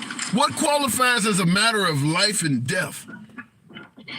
I guess there's innocent lives that are being taken at the hand of an illegal immigrant coming into the country, which I don't know the statistics on that, but I'm saying that if that is the case, then that would dictate to me that they can make their own rules in order to protect their people. Okay. So if you give one state the ability to do whatever they want to, to preserve their safety or, whatever integrity they have, what's stopping the other states, talking about New Mexico, Arizona, and California, from doing what they think they should do for their own states? Yeah, I guess I don't disagree with that. So what if Gavin Newsom in California decided some of these folks that are seeking asylum, I think they have a good story, and I'm going to let them in, even though Trump may be president again, and he is suggesting they all get sent back. But the state of California thinks that, no, this is a legitimate claim, and I'm going to let them in. Do you think that state should have its own right to do what they think is best? I guess if they do it legally, yes. Well, what Texas is doing was not legally. That's the whole point. They're doing what they want to do to secure their border. Yeah, I mean, I guess that makes sense, but you're kind of talking tomato if you're talking about them doing it just because they think they're good people versus people losing lives because people are coming into a state. Yeah, but that is what Texas is doing. They're kicking them out because they think they're bad people. There's no evidence that every immigrant coming over here is a rapist or a murderer. They're kicking them out because they think they are. I do agree with that, and I think that I'm fine with immigrants coming into the country as long as they're doing it the legal way, I guess. So I'm kind of contradicting what I'm saying as far as Texas being allowed to do it and California not. But at the end of the day, if they come in legally and they want to make a better lives for themselves, then I think they should be able to come in. I just don't think they should do it by crossing a border without any documentation or paperwork. Right. Well, the problem with the legal thing is obvious. It can take up to 20 years to come in here legally. I think that's the issue. Do you believe they should relax the law so that coming in legally could be more, far more easier? Yeah, I think that kind of means getting more people available or more workers from the U.S. to be able to maybe get through the documentation paperwork quicker, do the background checks quicker to get them there. I think we need to provide more resources. Okay. Yeah, and that's the whole issue is that folks are saying don't come here, don't be a criminal, come here illegally, come here legally. But then they know, I think we all know it is incredibly difficult to come to this country legally. So you're telling people to negotiate a hurdle that, first of all, just the money alone to come here legally is a hurdle that many folks cannot negotiate. But if you have the money, then there's a lengthy process that takes years. So it should be understandable if somebody is facing dire consequences that they're not going to get in a line that spans 20 years. Yeah, that makes sense. Just because I don't know at the top of my head, what's the financial obligation to get into the country? That's a good question. I don't know because obviously I've never tried to come into this country, but I did migrate into Australia. So I've been through the process. I had to get fingerprints and a criminal background check from Chicago, Cook County, the county of Chicago, state of Illinois. I had to get fingerprints and a background check from the FBI. I had to have my records sent through Interpol to make sure I had no international warrants. They did a blood test, x-ray. I had to pay for all of that. Blood test, x-ray. Wow, it was a lot of shit. I can't remember all of it. But it cost me a few $1,000 easy. And then I had to hire an immigration lawyer, which also cost money. I had to pay for all the flights back and forth. It's not cheap. It's absolutely not a cheap thing to do. Yeah, I think that should be changed, obviously. I think that the cost and then also the wait time obviously is outrageous. If it's 20 years to get into the country, that needs to change. Yeah. I'm from Idaho. I lean very far right, obviously. We're a very red state, so I kind of like to listen to some of this stuff so I can get both sides of it, like to have an open mind. But I really wanted to get on here and ask you a question. Sure. The gas prices have went down quite substantially in the last couple months. They're going back up again. They're going back up again now. they're starting to go back up, but do you think that they were lowered because it was an election year? I know people are going to call me crazy that gas prices have nothing to do with politics, but it seemed to me like, okay, it's an election year, we're going to get them down to make it look like we're trying to do something, I guess. I wouldn't doubt it. I do believe that, you know, everybody knows the question is going to come up, are you better than you were 4 years ago? So, yeah, I do believe that some of this rush, same thing with the border. You know, even though I may lean left politically somewhat, Biden has been horrible at the border, in my opinion, because he even denied there was a problem for the first couple of years. Suddenly, less than a year before the election, you're suddenly promoting the border bill. So, yeah, a lot of it does happen due to an election coming up. It's because they know this is going to be an issue just like with Trump. All of a sudden, now he's talking about, well, women should have a right to choose in some circumstance. No, you knew you were putting in pro-life people. You were bragging about it. But now that it's backfiring in this election year, you want to talk about, well, maybe under some circumstances, she should have a right to choose. They all change their mind when it starts to be a concern. Yeah, I agree with that. I just was kind of curious if what your opinion was on that, just because I obviously listen to your show daily while I'm sitting in my work pickup here. Oh, so, wow. yeah. Thank you. Yeah. No, yeah. I think that the country as a whole, we have problems and we need to reunite, and I don't think that Trump's necessarily the answer, and I believe Biden's not coming from the far right, but I don't know what the answer is. It just... Do you think, wait, I get you saying you don't think Trump is maybe the answer. You certainly think Biden is, you know, insane coming from the far right. What I want to ask you is, do you believe far right ideology is what's best for America? No, I think we need to have some common ground, and selfishly, like, I want to say, yes, I think that's what's right, but no, I think there needs to be some middle ground in the fact that we need to listen to the Democratic Party, we need to listen to the Republican Party, we need to find some common ground. I don't think we need to sway far right or far left. Okay. You do know what a far right country is like. You know we have some examples out there of far right countries, right? Can you give me some examples? Afghanistan, North Korea. I mean, that's not what we don't need that at all. Not at all. Okay. All right. I don't want to be talking to the Taliban there back out, but come on back anytime, man. I appreciate you coming on. Yeah, you have a good day. You too. All right, looking in the box here, I don't think this guy means that type of far right. You don't think he means that? What? Give me the different types of far rights there are. What do you mean that type of far right? Real quick, looking into my YouTube audience, by the way, Naeem says if Putin and Xi Jinping personally gave him that money on live TV, they'd be like China and Russia have always been allies. Nothing wrong with communism. The comment, and thank you for the super chat, Naeem. He's saying that Trump supporters are so, favorable to Trump that even if Putin or Xi Jinping of China gave him the money on live TV, they would suddenly be in favor of communism. Wow. And I gotta say, we were unified that Russia was an enemy of the United States, even under the Bush administration. Only when Trump came around did we start becoming favorable to Russia. So I do see some validity in what the name is saying, even though it's funny. Afghanistan is conservative. No, I didn't say conservative. I said far right. And yes, Afghanistan is conservative. Conservative means traditional.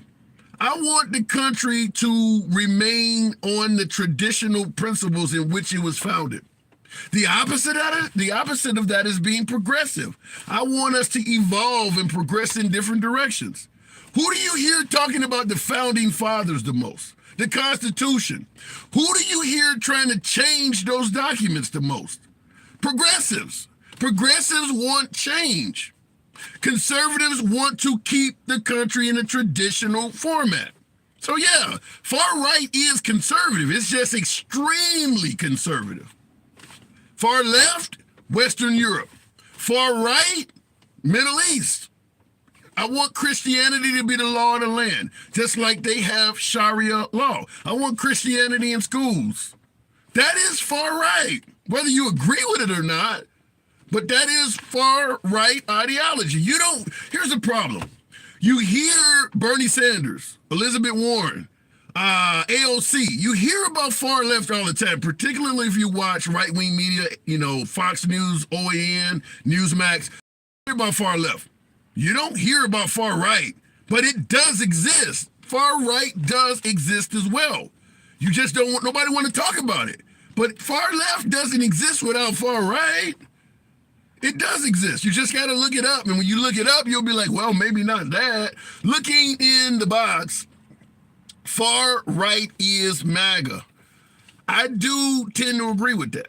The further you go to the left, you have a society where, hard drugs are legal. I don't think anybody should really in jail. Anybody that want to come to America can come here. That's far left. The border should be wide open. If you want to come to America, you should be able to come, period. Far right is nobody should be to get in this motherfucker, unless under the strictest of rules. No one should be to come here. I mean, that's the difference. No hard drugs or any of that stuff should be legal. Prostitution, all of that stuff. Get rid of that. It doesn't follow what's in the Bible. That's far right. That there is a difference. You just don't hear people bringing up far right. Looking in the box, and folks say the legal way. That legal way thing is kind of like I don't want to use the wrong term. I'll just simply say it's a code word because legal way, knowing that it is almost impossible to come here legally. It kind of reminds me, here's the best way I would look at it. There used to be a time in America where folks like myself, I could vote, but I had to do it the legal way. Maybe there was a poll tax. Maybe I had to take a test that had questions on it everybody knew I wouldn't answer. I don't mind if you vote. Just pass this test and do it the legal way. Because at the end of the day, I'm not going to be able to vote. Just come the legal way. I know your broke ass can't afford the fee for it. You can come here, just do it legally.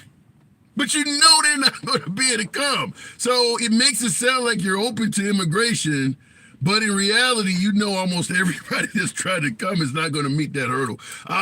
You had to count jelly beans. Wow.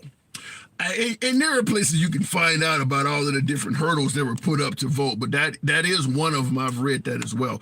Going back to the box, King, team member King there, good afternoon. Welcome to the program. MAGA, why don't Democrats buy what CNN is selling about Israel, considering it's a liberal channel? Depends on who you're watching on CNN. Each host has a difference of opinion. October 7th was a massacre. So for folks who are defending Israel for what, in my opinion, is damn near genocide at this point, what happened on October 7th shouldn't have happened. And I will tell you this, if an enemy of the United States came into this country and randomly went around the countryside taking out people, I bet there'd be a hell of a lot of progressive Americans in favor of a genocide there as well. I'm not in favor of genocide at all. Israel is overdoing it. But I'm just going to say, when you've been victimized, like what happened on October 7th, and it's only been a few months after it, people are going to have that mindset, right or wrong. People want revenge. Remember George W. Bush standing on the rubble of the World Trade Center. I hear you, and the people who knocked these buildings down will hear all of us soon. We wanted blood.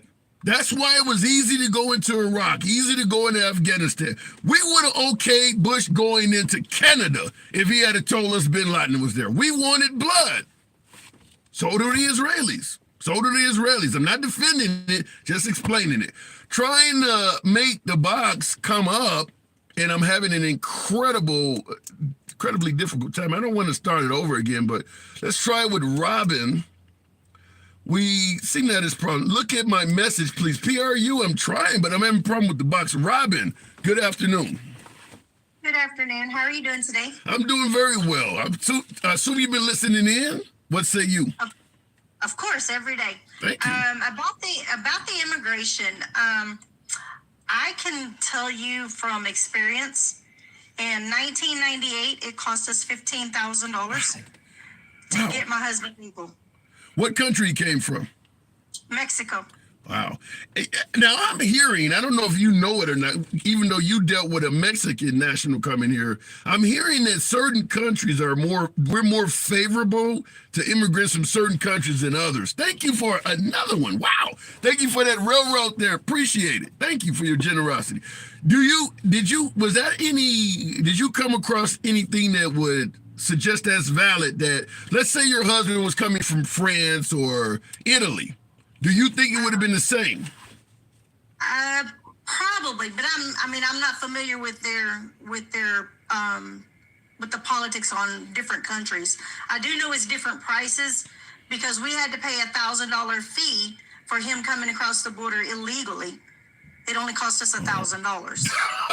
So wait a minute. So coming legally was 15 grand, but he came illegally and he paid 1,000 and he's good.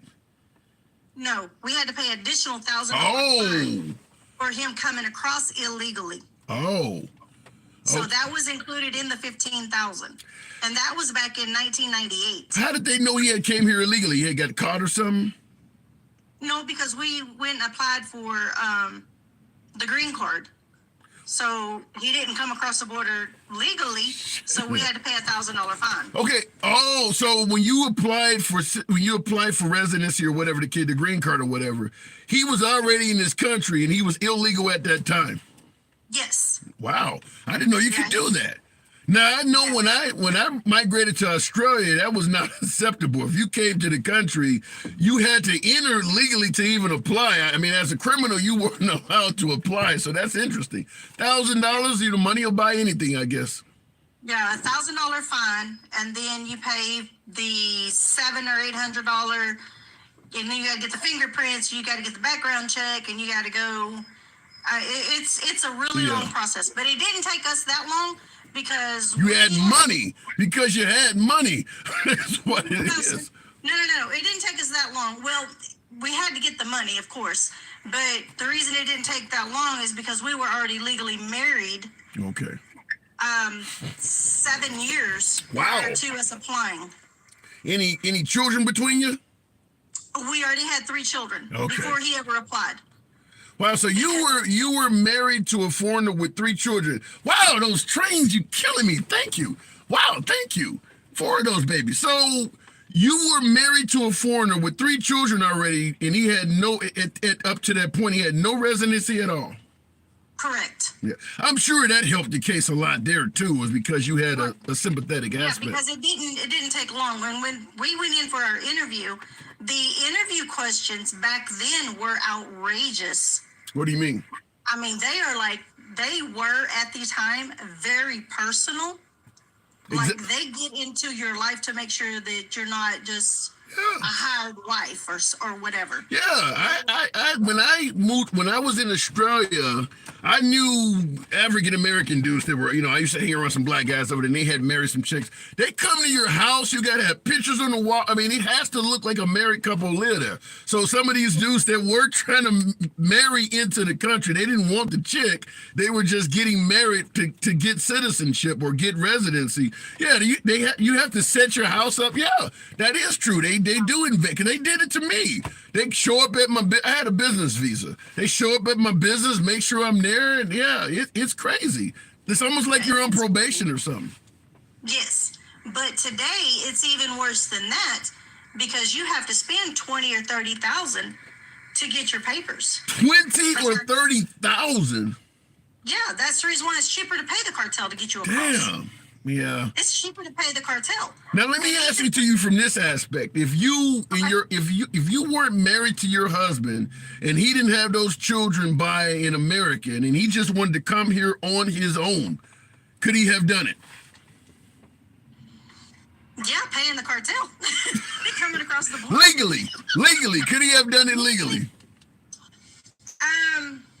Yes, because he has no criminal background in Mexico nor United States, which he is now a U.S. citizen. After being here 32 years, he is a U.S. citizen. Good for him. It does take longer to get that, because for my husband to get papers for his family members to come across, we're looking at 20 years. So you do see the 20 years then if he was doing it on his own. Yes, it is 20 years. Yeah, wow. It could take up to 20 years. And a bunch of money. And $20,000 to $30,000. Yeah. If not 40. Right. Yeah. And that's the point I was trying to make before you came on, is that folks ain't come here legally. No, many of them know that hurdle exists. Coming here legally is basically, I don't have to worry about seeing you again. I mean, if you turn somebody away at the border and say, come here legally, you know they are not going to be able to do that. I mean, most and you're talking Mexico. When you get further south, it gets poorer, doesn't it? Yes. Yeah. Yes. So and a lot of the Hispanics that come here, they're just coming here to try to make money for their family. Yeah.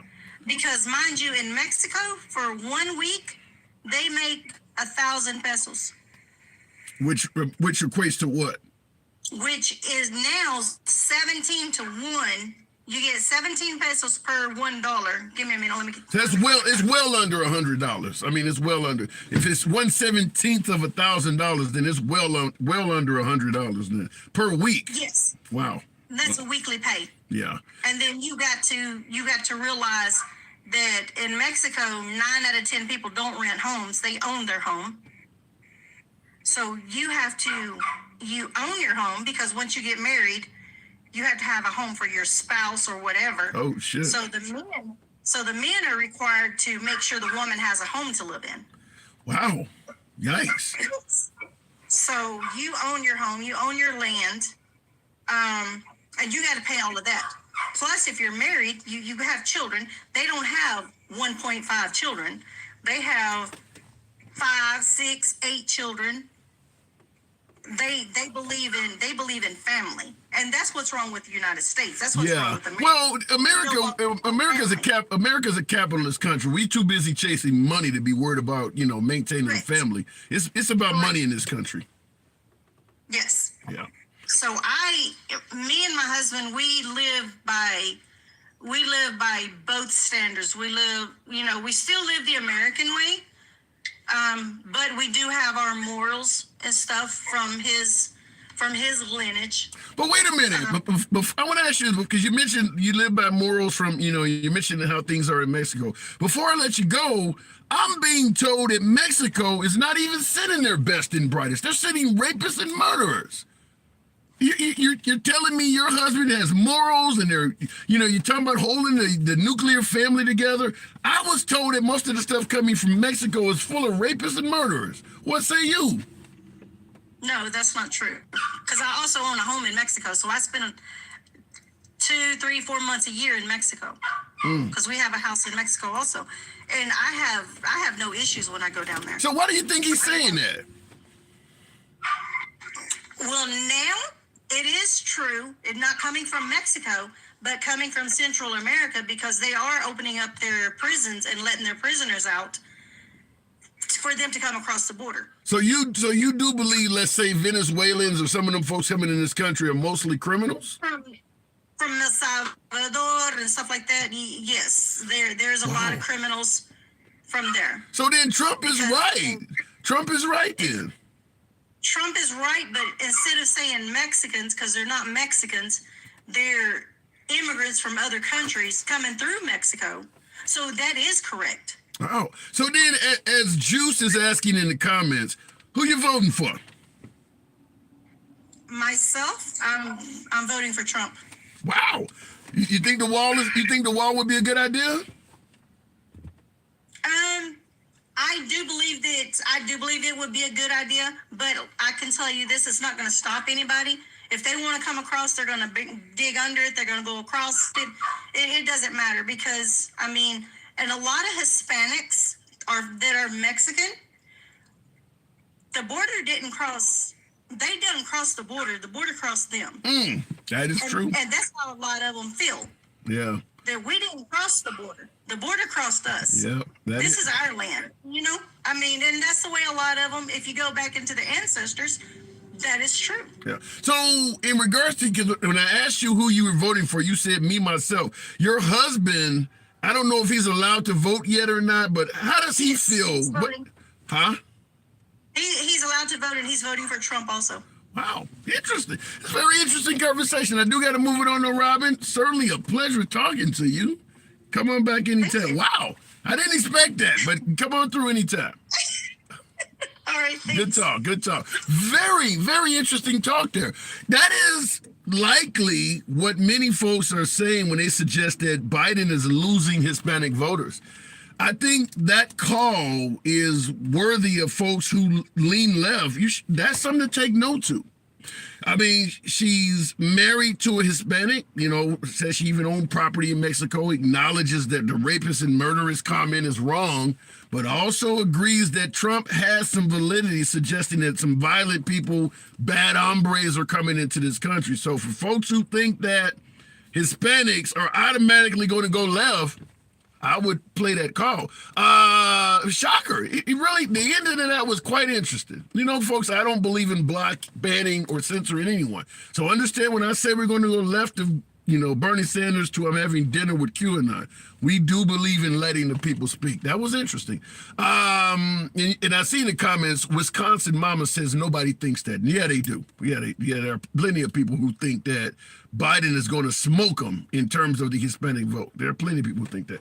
He told them stupid without saying it, but people are too stupid to hear it. Jose, and with a name like Jose, feel free to state in the comments, Jose, where your vote is going.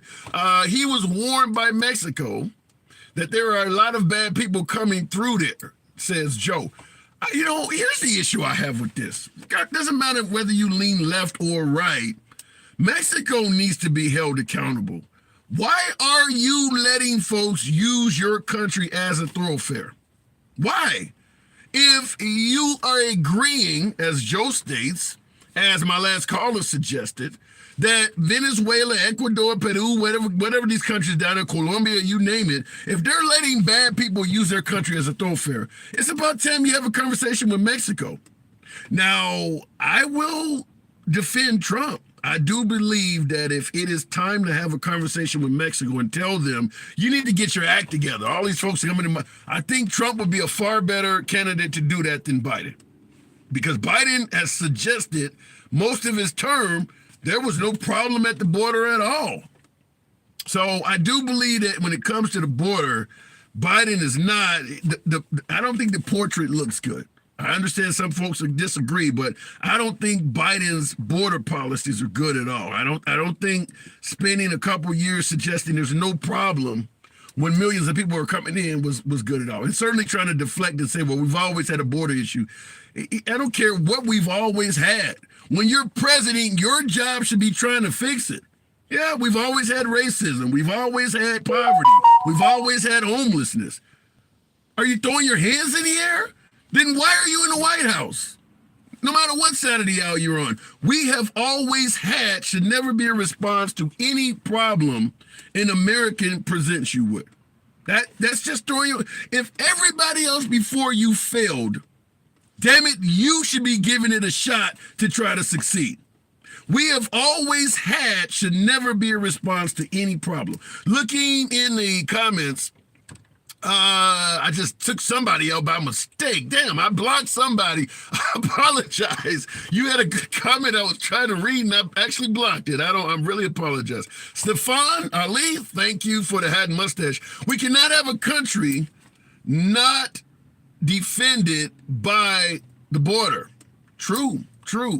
And certainly when America has had a policy for the last, multiple generations of getting involved in everybody's business, letting everybody in this country unvetted obviously leaves the door open to something to happen. I'm not going to ever believe that everybody coming is a rapist or a murderer, but how big does a sleeper cell need to be?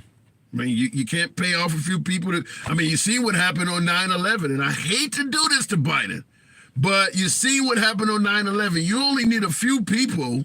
What was it, 19 hijackers? You only need a few people to do a tremendous amount of damage. Out of 10 million, once again, making it clear they're not mostly rapists and murderers, as Trump might suggest. But you don't need but a few to do a hell of a... Let's look at what happened in Israel on October 7th. How many bad guys came in from Gaza? A handful, literally a handful. Maybe a school bus full, or maybe a couple school buses full. You had some paragliders, a couple guys on motorcycles. Not a lot of people. Imagine that at a ball game. You know, bunch of children at recess. It don't take but, and in this country, where we now have federal judges suggesting that even undocumented residents have Second Amendment rights, you know how easy it is to get a firearm in America. So you don't even need to bring the weapons with you. Once you get here, America will give them to you. It's pretty easy to get a gun in America, even if you're a felon. It's pretty damn easy to get a gun because the Second Amendment folks want it to remain that way. So all you need to do is get there. Once you get there, we'll make sure you'll get plenty of, material for the mission. Pretty damn easy, isn't it? That's how it works. So 10 million folks, if something happens, and they can tie that to the Biden administration, it won't go well. It will look bad. I'm just telling you, it will be ran over and over again, very similar to that murder victim in Georgia, the nursing student. To suggest there's no border problem, I think is one of the worst things Biden could do. Can't do background checks on illegals. True, which is why you should be hesitant of letting folks in that you can't do background checks on. You got to be hesitant about that. Tony Montana, okay, going to the box. There's some Scarface reference there. Coffee lover, which I am as well. Good afternoon. By the way, tap the screen. Go ahead and throw your boy up over the 100,000 mark. There, we're pretty close. 800 plus of you in there on TikTok. Feel free to smash that like button on YouTube. Drop a subscription if you will. Follow the program if you will on TikTok. Having a bit of trouble with the box once again. That's a lie. You can do background checks, says Kralo. You can't do background checks on every country that's coming here. China does not even take their deportees back. So if you do a background check on someone coming here from China and they got murders in China, you can't arrest them for murders in China in America. So let's say you caught somebody in America trying to get in the country illegally, and you know they did some crimes in China. Our laws do not allow you to prosecute them in America for those crimes.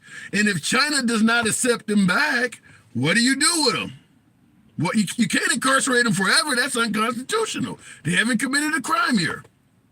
There are countries that do not take their deportees back. I believe you're not going to give anybody back to Iran.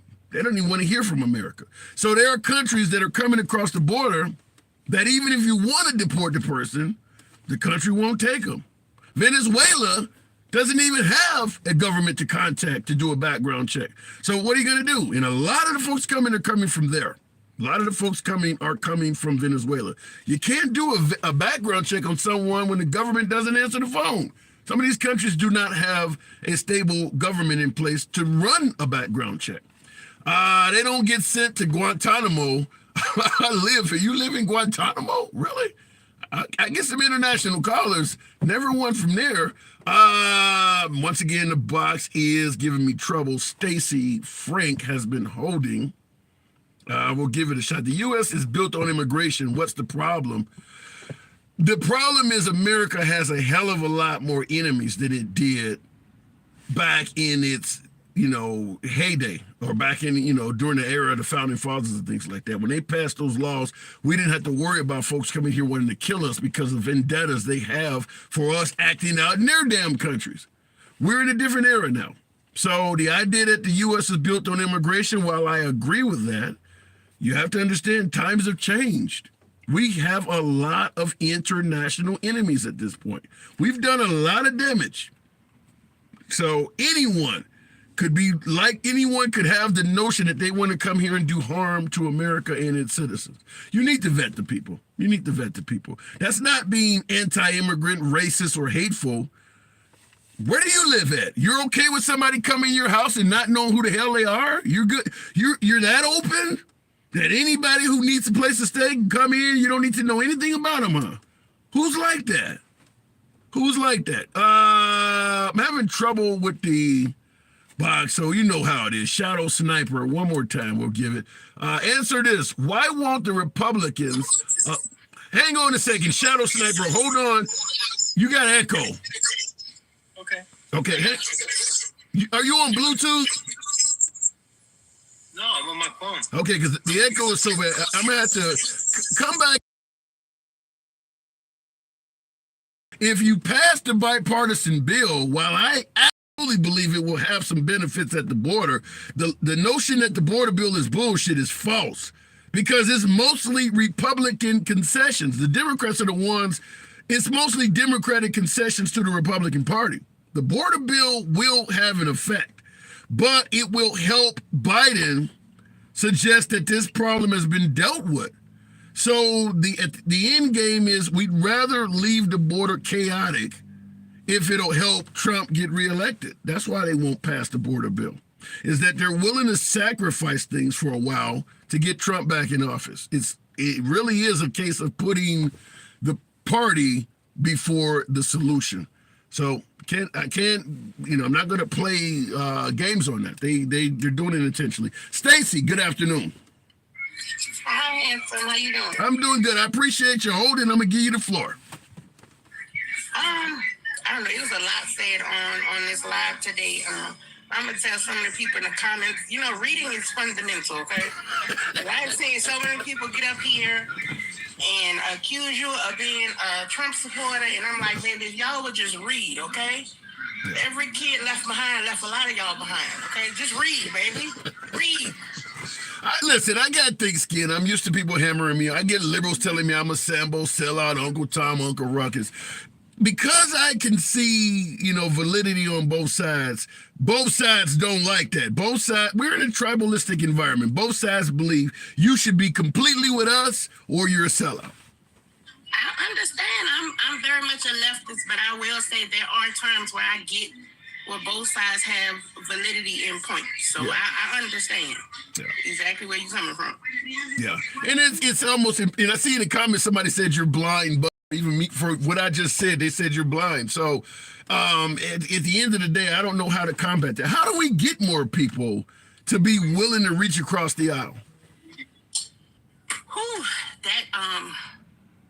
That's a good question. I think we have become so polarized as people where one thing we don't do, we don't have conversations to listen to the other side. We have conversations to rebuttal. Like, I'm only allowing you to talk because I'm going to rebuke whatever it is you're saying. I'm not listening to you. I'm not checking for facts. I'm not looking at some of the validity of what you're saying. All I know is that you don't think like me. I don't like that. So I'm going to rebuke everything you say, even if it is some truth into it.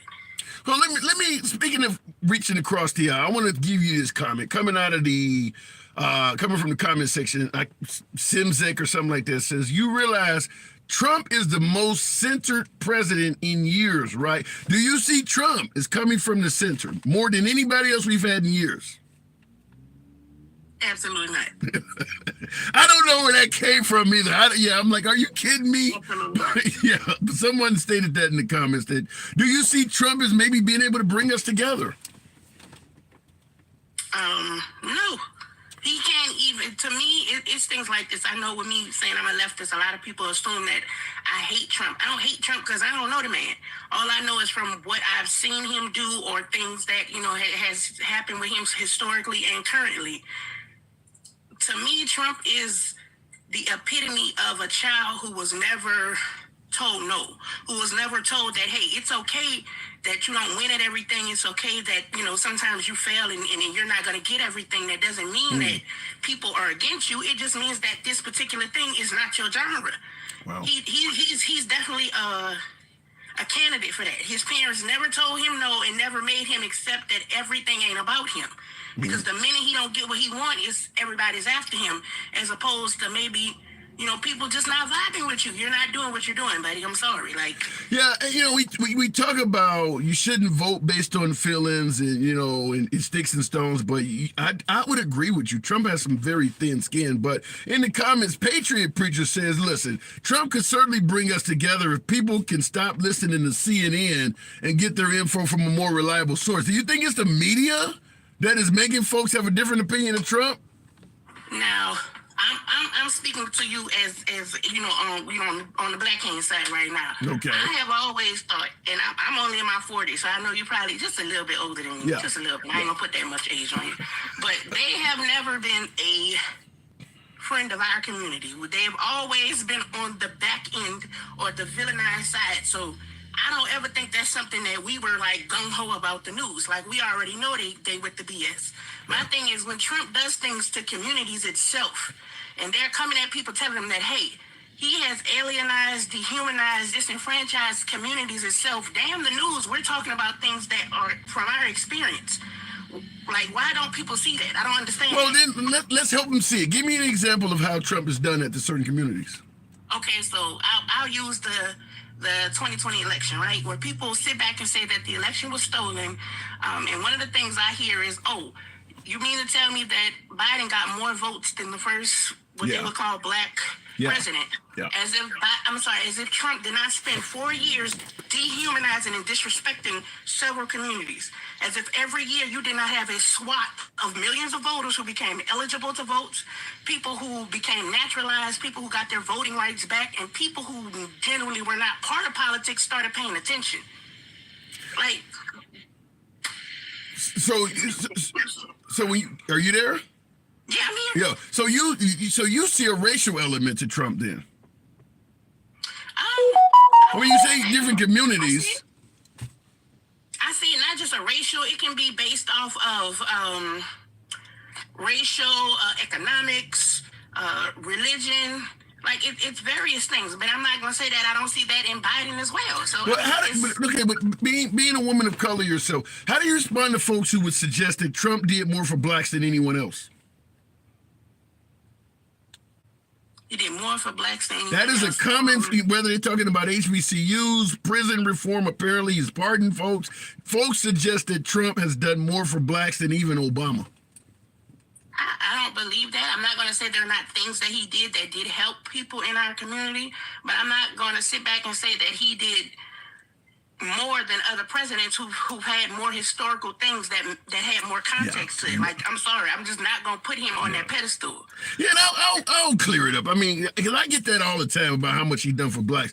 Now, folks will say he did more for blacks than Obama or Biden, but then some folks say he's done more than any president in history, as if we've never been freed from slavery or given civil rights. I never could understand that. But folks do. I think Trump says it himself, too, that he's done a hell of a lot for blacks. Now, I guess if you want to compare him to Obama or Biden, we could have a conversation, but comparing him to Lincoln or Kennedy or Lyndon B. Johnson is insane. But folks believe that Trump, I got folks that believe Trump's the best president we've ever had in this country. History. Baby, they say the Nile is not just a river in Egypt, okay? So if he don't believe it, who will, baby? That's how I look at them folks. Yeah. So any chance you might consider voting for Trump? Absolutely not. No. What do you think America will be like if he wins? I mean, I think it's going to be people that's pissed off because he is going to do things that people are not okay with. Like, we've had 4 years of Trump, so I'm not going to say, like, I don't believe it's going to be the end of the world. I do know he's problematic, and he's going to do problematic things. You don't buy into him being a dictator. You don't think democracy's under, you don't buy into that he's going to be a dictator or any of that stuff? I'm not going to say I don't buy into it. I will very much be cautious of it because I believe that he is going to use that to try to get out of any of this mess he's in. He's going to use that to try to sway things in his favor, and people that's behind him, pushing him, he's definitely going to give a lot of them what they want. And that's where my issue comes. It's not necessarily him. It's the rhetoric with him and the people that kind of roll on that train with him as far as people in power and positions that can do damage. All right, so no chance at all. Fair enough. I do got to move it on. You feel confident Biden can do it all the way till he's 86? Absolutely not. Oh shit! So you're okay with Kamala then? I mean, I'm okay with Kamala. You know, she has some things that concern me, but that's just it. When a person has been in politics for a while, I don't think there's not a politician out there that is not going to have things that come with them that are stigmatizing to people, or people are not going to be a little bit alarmed about. I don't care what side of the aisle it is. That is very well said, Stacey. Appreciate you holding on, by the way. Thank you for coming through. Always open. Of course. I will talk to you later. Absolutely a pleasure. I wanted to respond certainly to it, because, you know, we run on YouTube as well, and saw a super chat and another comment. Wanted to respond to, man that divided his party bringing people together. Name, I don't quite get that. You're saying the man that divided his party. Oh, the suggestion that Trump divided his own party, so how the hell could he be expected to bring people together?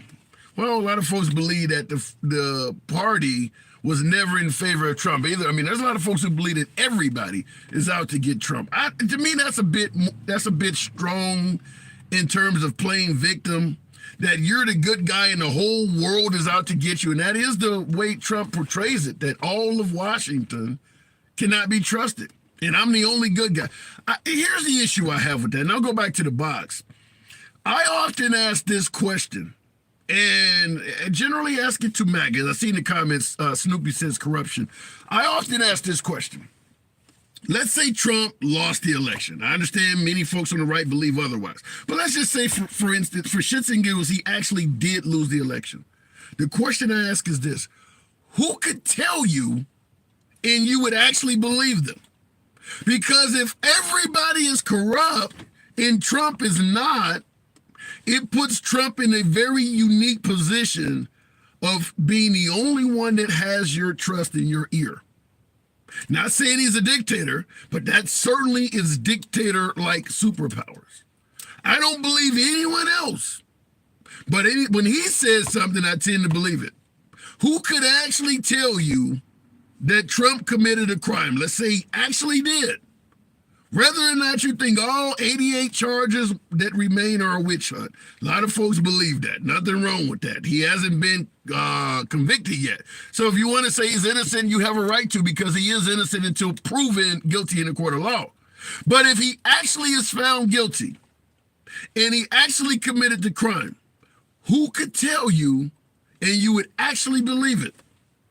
That's where the problem is that Trump has convinced some folks that he is the only honest person, only reliable person in existence in Washington.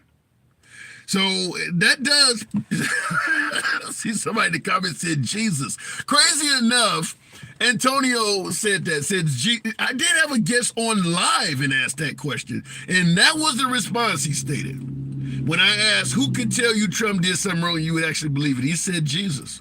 No man on earth could tell. I don't trust anyone other than him. There is no man on earth that can tell me. That's problematic, folks. Gwendolyn, thank you for the subscription. I appreciate that. Some of you folks showing your boy some love, showing some support. Certainly appreciate you folks that are tapping the screen. 800, nearly 900 of you in here still. You could be anywhere you want to be, so it's certainly a pleasure having you here with me. Continue tapping the screen. Helps out the algorithm, show support. Same to my YouTube audience. When you smash that like button, believe you have to hold it down for a couple seconds, they say on YouTube, for it to actually register. Going back to the box, I've been trying to bring up guests, and for some reason, it doesn't always work right. So we'll try it one more time. Levi, can you hear me, Levi? Levi, are you there? Oh, okay. Once again, Levi was there, but not so much there. Okay, let's try it again with Robert Porter. Thank you folks for tapping the screen. But we're asking a couple of questions. Now, we mentioned earlier, hang on a second, Robert, we mentioned earlier in terms of unity, and I gave many of you a quote. Some of you folks will probably have just joined since then. Trump said a couple of days ago, any Jewish person that votes for Democrats hates their religion. They hate everything about Israel, and they should be ashamed of themselves, because Israel will be destroyed. Robert, good afternoon. What do you see? What do you think when you hear a comment like that? I really haven't. I haven't thought about that. You got me on this one. What does it mean to you, though? What do you think? What do you think that means? It just means, just for instance, everyone knows Trump favors Israel. Everybody knows that. Trump's done a lot of things for Israel. When I hear him say it, I think it's more of a warning he's given us. You know what I mean? Trump said a lot of things in sporadic behavior, and people go, "Why would he say that?" But then later on, we go, "Oh, wait a minute, Trump was right." Well, but you hate your religion? I mean, because folks give Biden, flack all the time for vote for me or you ain't black. Is this a case of vote for me or you're not Jewish?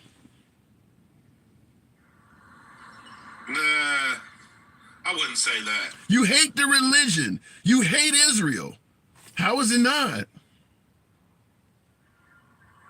Well, because, I mean, you got to understand Trump. I'm trying.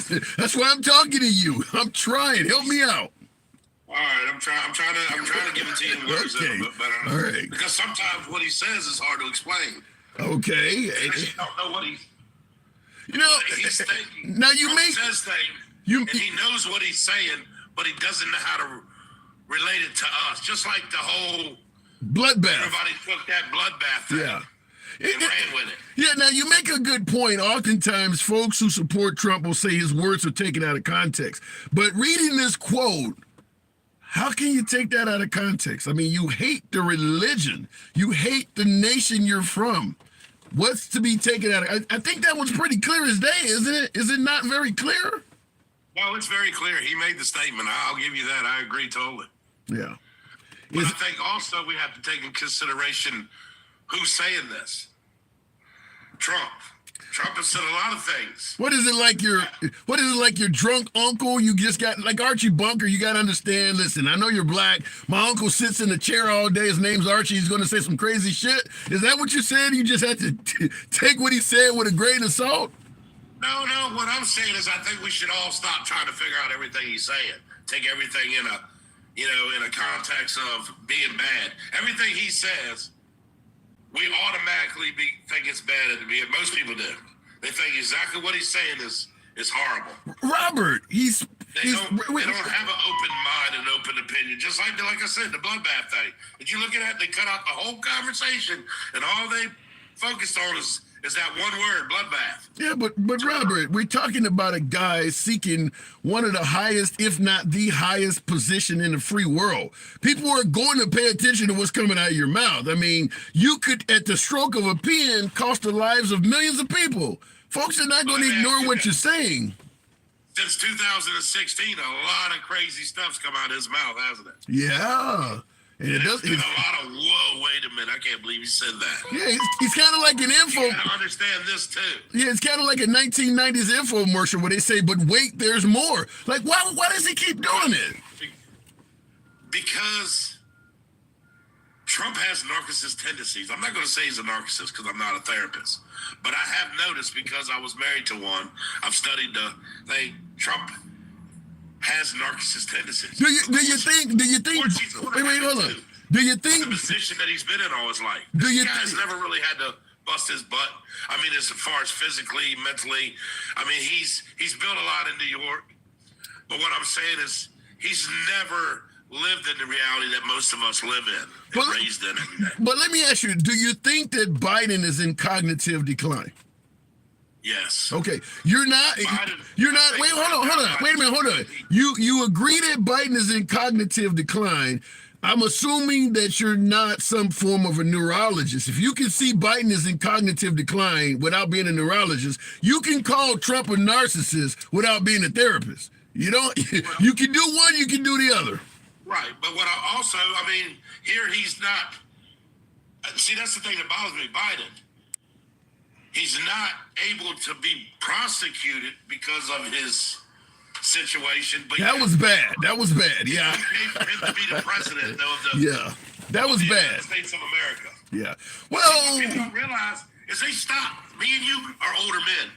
We remember when they hid stuff from us, but they're not hiding no more.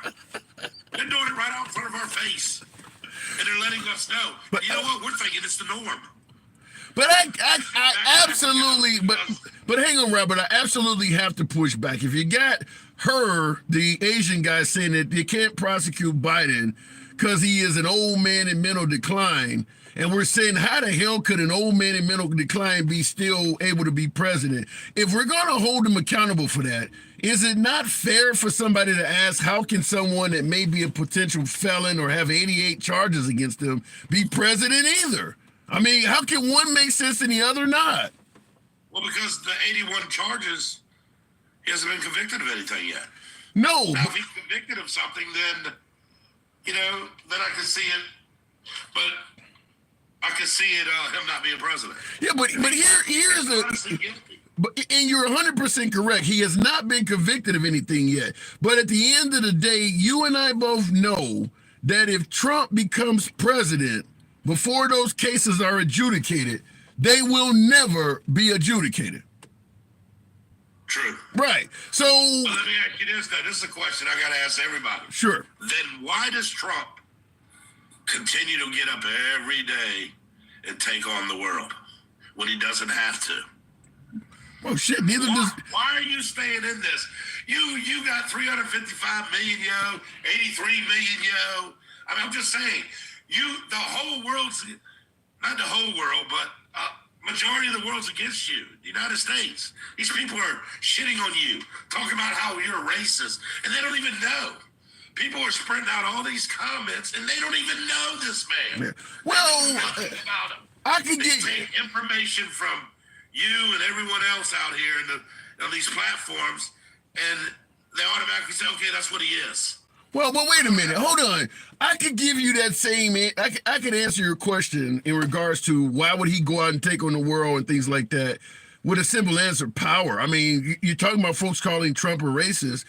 Weren't they saying Obama was born in Kenya? Why did he go ahead and run for a second term? They were also saying he was a Marxist. He was going to try to be a dictator. They had all kinds of awful things to say about Obama. According to you, why the hell would you run if everybody's saying negative things about you? Based on what you're saying, Obama should have basically not ran again either, because Trump himself was saying that Obama was Kenyan and all of this other stuff. So it's what you're saying is not unique to Trump. Running for president, people are going to say awful things about you. Remember, Obama was a socialist. Do you look at America from 2007 to 2017 and see socialism? No, it was a capitalist country then, just like it is now. So people are going to make up things about you no matter who you are. Right, but why not just walk away? You don't have to. He has power. That's the thing. Trump has all the power he needs. Let me tell you something. This government has relied on Trump back 20 years ago, 30 years ago. They relied on him to get military institutions done. They were over budget on certain things, and they came and called Trump to get it done. That's what I'm saying. I have seen this throughout my life. Trump has never been on the bad side. You know what I mean? Of anything. Everybody loved Trump. Yeah. Well, Trump was the go-to guy. The answer is... Done, you call Trump. Okay, yeah. In business, he's been in business 40, 50 years. Of course, you're going to have a few, bad situations, projects that didn't work out. Okay, you file bankruptcy on them. Okay, and that trickles down. Anytime you do something like that, it trickles down to the small man. And the small man has to actually pay the price for it. Well, okay, that's happened. Here's the answer to your question in regards to Trump was the go-to person. He was well-liked, and I do agree with you. Hell, even a lot of hip-hop artists like Trump. He's hanging around, everybody from Bill Clinton to Oprah Winfrey, you name it. Fact is, the 1980s and 1990s Trump did not have a cache of all of these controversial comments and things that he does now. He's changed. Remember, back in the 80s and 90s, he was saying, I identify as a Democrat, and you should have an assault rifles ban. He is a different person now than he was back then. That is why people's treating him differently. He's acting and saying different stuff. I don't think he's a different person. I think Trump used the Democratic Party to make lots of money. Okay. He rubbed elbows, him and Hillary. I mean, they were actually good friends. I mean, his daughters, they played together. So Trump made a lot of money off the Democratic Party, and Trump is a very smart man. He knows the Democratic Party operates way better than the Republican So Party. wait. So what are you saying? He just was posing as a liar for opportunistic reasons? Absolutely. Don't you rub shoulders with the big people so that you can be involved? Maybe you get some big business. So if you're willing to sell out what principles you actually stand for, why would I elect you as president? You're going to go around lying that you're a Democrat just to get money? He's in a situation where he can now go according to what his, thing life is. His what's the word I want to use? His way of thinking. Here's what I don't get. We all have used people. Not to this level. Folks believe. No, hang on. Folks believe that Hillary Clinton and the Clintons have actually offed people. You're going to tell me you're okay with taking money for opportunistic reasons from people you think that are murderers? You're okay. Where's the morals in this? Where's the moral standing in this? Come on now, but politics don't have morals. He's not a typical politician. You're telling me he's just as corrupt as everybody else. No, the only reason Trump is successful because he runs this country like a business. He does not run this country. That ain't what you just for said. his own benefit. You're telling me the reason why both sides of the aisle is upset, they don't like Trump, because I heard you talk about it earlier about Republicans really didn't like Trump. Somebody had mentioned that in a comment. Okay. Of course they don't. Both sides can't make the money they were making when Trump's in office. You just made it clear that Trump is willing to deal with anybody as long as it benefits him. Remember when we started the conversation out when you was hesitant to call him a narcissist? I think you're doing it now. You pretty much said I say he has narcissist tendencies. To solidly put him down as a narcissist, I won't do that. I wouldn't even say you were. Even if I seen you demonstrate narcissist tendencies, I would just say, hey, I've seen some narcissist tendencies in him. Whether or not he's a full-blown narcissist or not, I don't know. Okay. I don't. But here's where. If I hung out with Trump on a daily basis, then I could probably say, well, wait a minute, Here's where you. He was a narcissist. Here's where you lose me, and I see Name Barber's even asking how much money has MAGA sent you. But where you're losing me is. You're admitting that Trump is willing to deal with and pose as a member of people that he think are horrible to this nation just as long as it benefits him financially. That sounds like snake material. You got to be listening to him then. Remember when you obviously brought up the Oprah situation. Did you hear him when he said, no, I really don't want to get into politics. Politics are ugly. It's real nasty. But if I ever thought the country was in bad shape, nothing's out of the question. So right there, he told you that politics is nasty and dirty. So let me ask you this question. So you're not going to deal with these type of people with the utmost integrity. You're going to deal with them on their level. But here's where you're losing me. If I'm willing to finagle, for lack of a better word, with snakes, because it'll help me gain an opportunistic advantage. When he's hanging around Putin, maybe people think he's finagling with that guy, so it'll get him even higher advantage of being a dictator. You're admitting that he was okay working with folks that the folks on the right think are murderers. Talking about the Clintons. He hung around them because it will benefit him. Now he's hanging around Putin. How do we know he's just not simply trying to go to the next level by hanging around a bigger snake? I got an answer for you. Please. The Democratic Party is a little different than Putin. Putin's walking around with 22 live missiles. There's a different type of. It's level 2. It's the next level. You're right. It's the next level. I mean, what are you going to do? Go up to Putin and call him a piece of shit? I mean, that's going to be counterproductive for our country. Just like North Korea. Okay. Everybody said, oh, he's trying to be his friend. He's not. But he has to deal with these people. He has to be able to leave the line of communication open. Now, if he just said, North Korea, I'm not putting up with you, shut up, leave us alone. If you bomb, we're going to bomb you and blow your whole country up. Trump don't work like that. You can't work like that in this society. You have to leave communication lines open, even for the worst people. Robert, Robert, wait, Robert. The line of communication between Russia and America has always been open, even though we thought we view See each how other. friendly he was with the China president, but yet he put tariffs on him, taxed the hell out of him.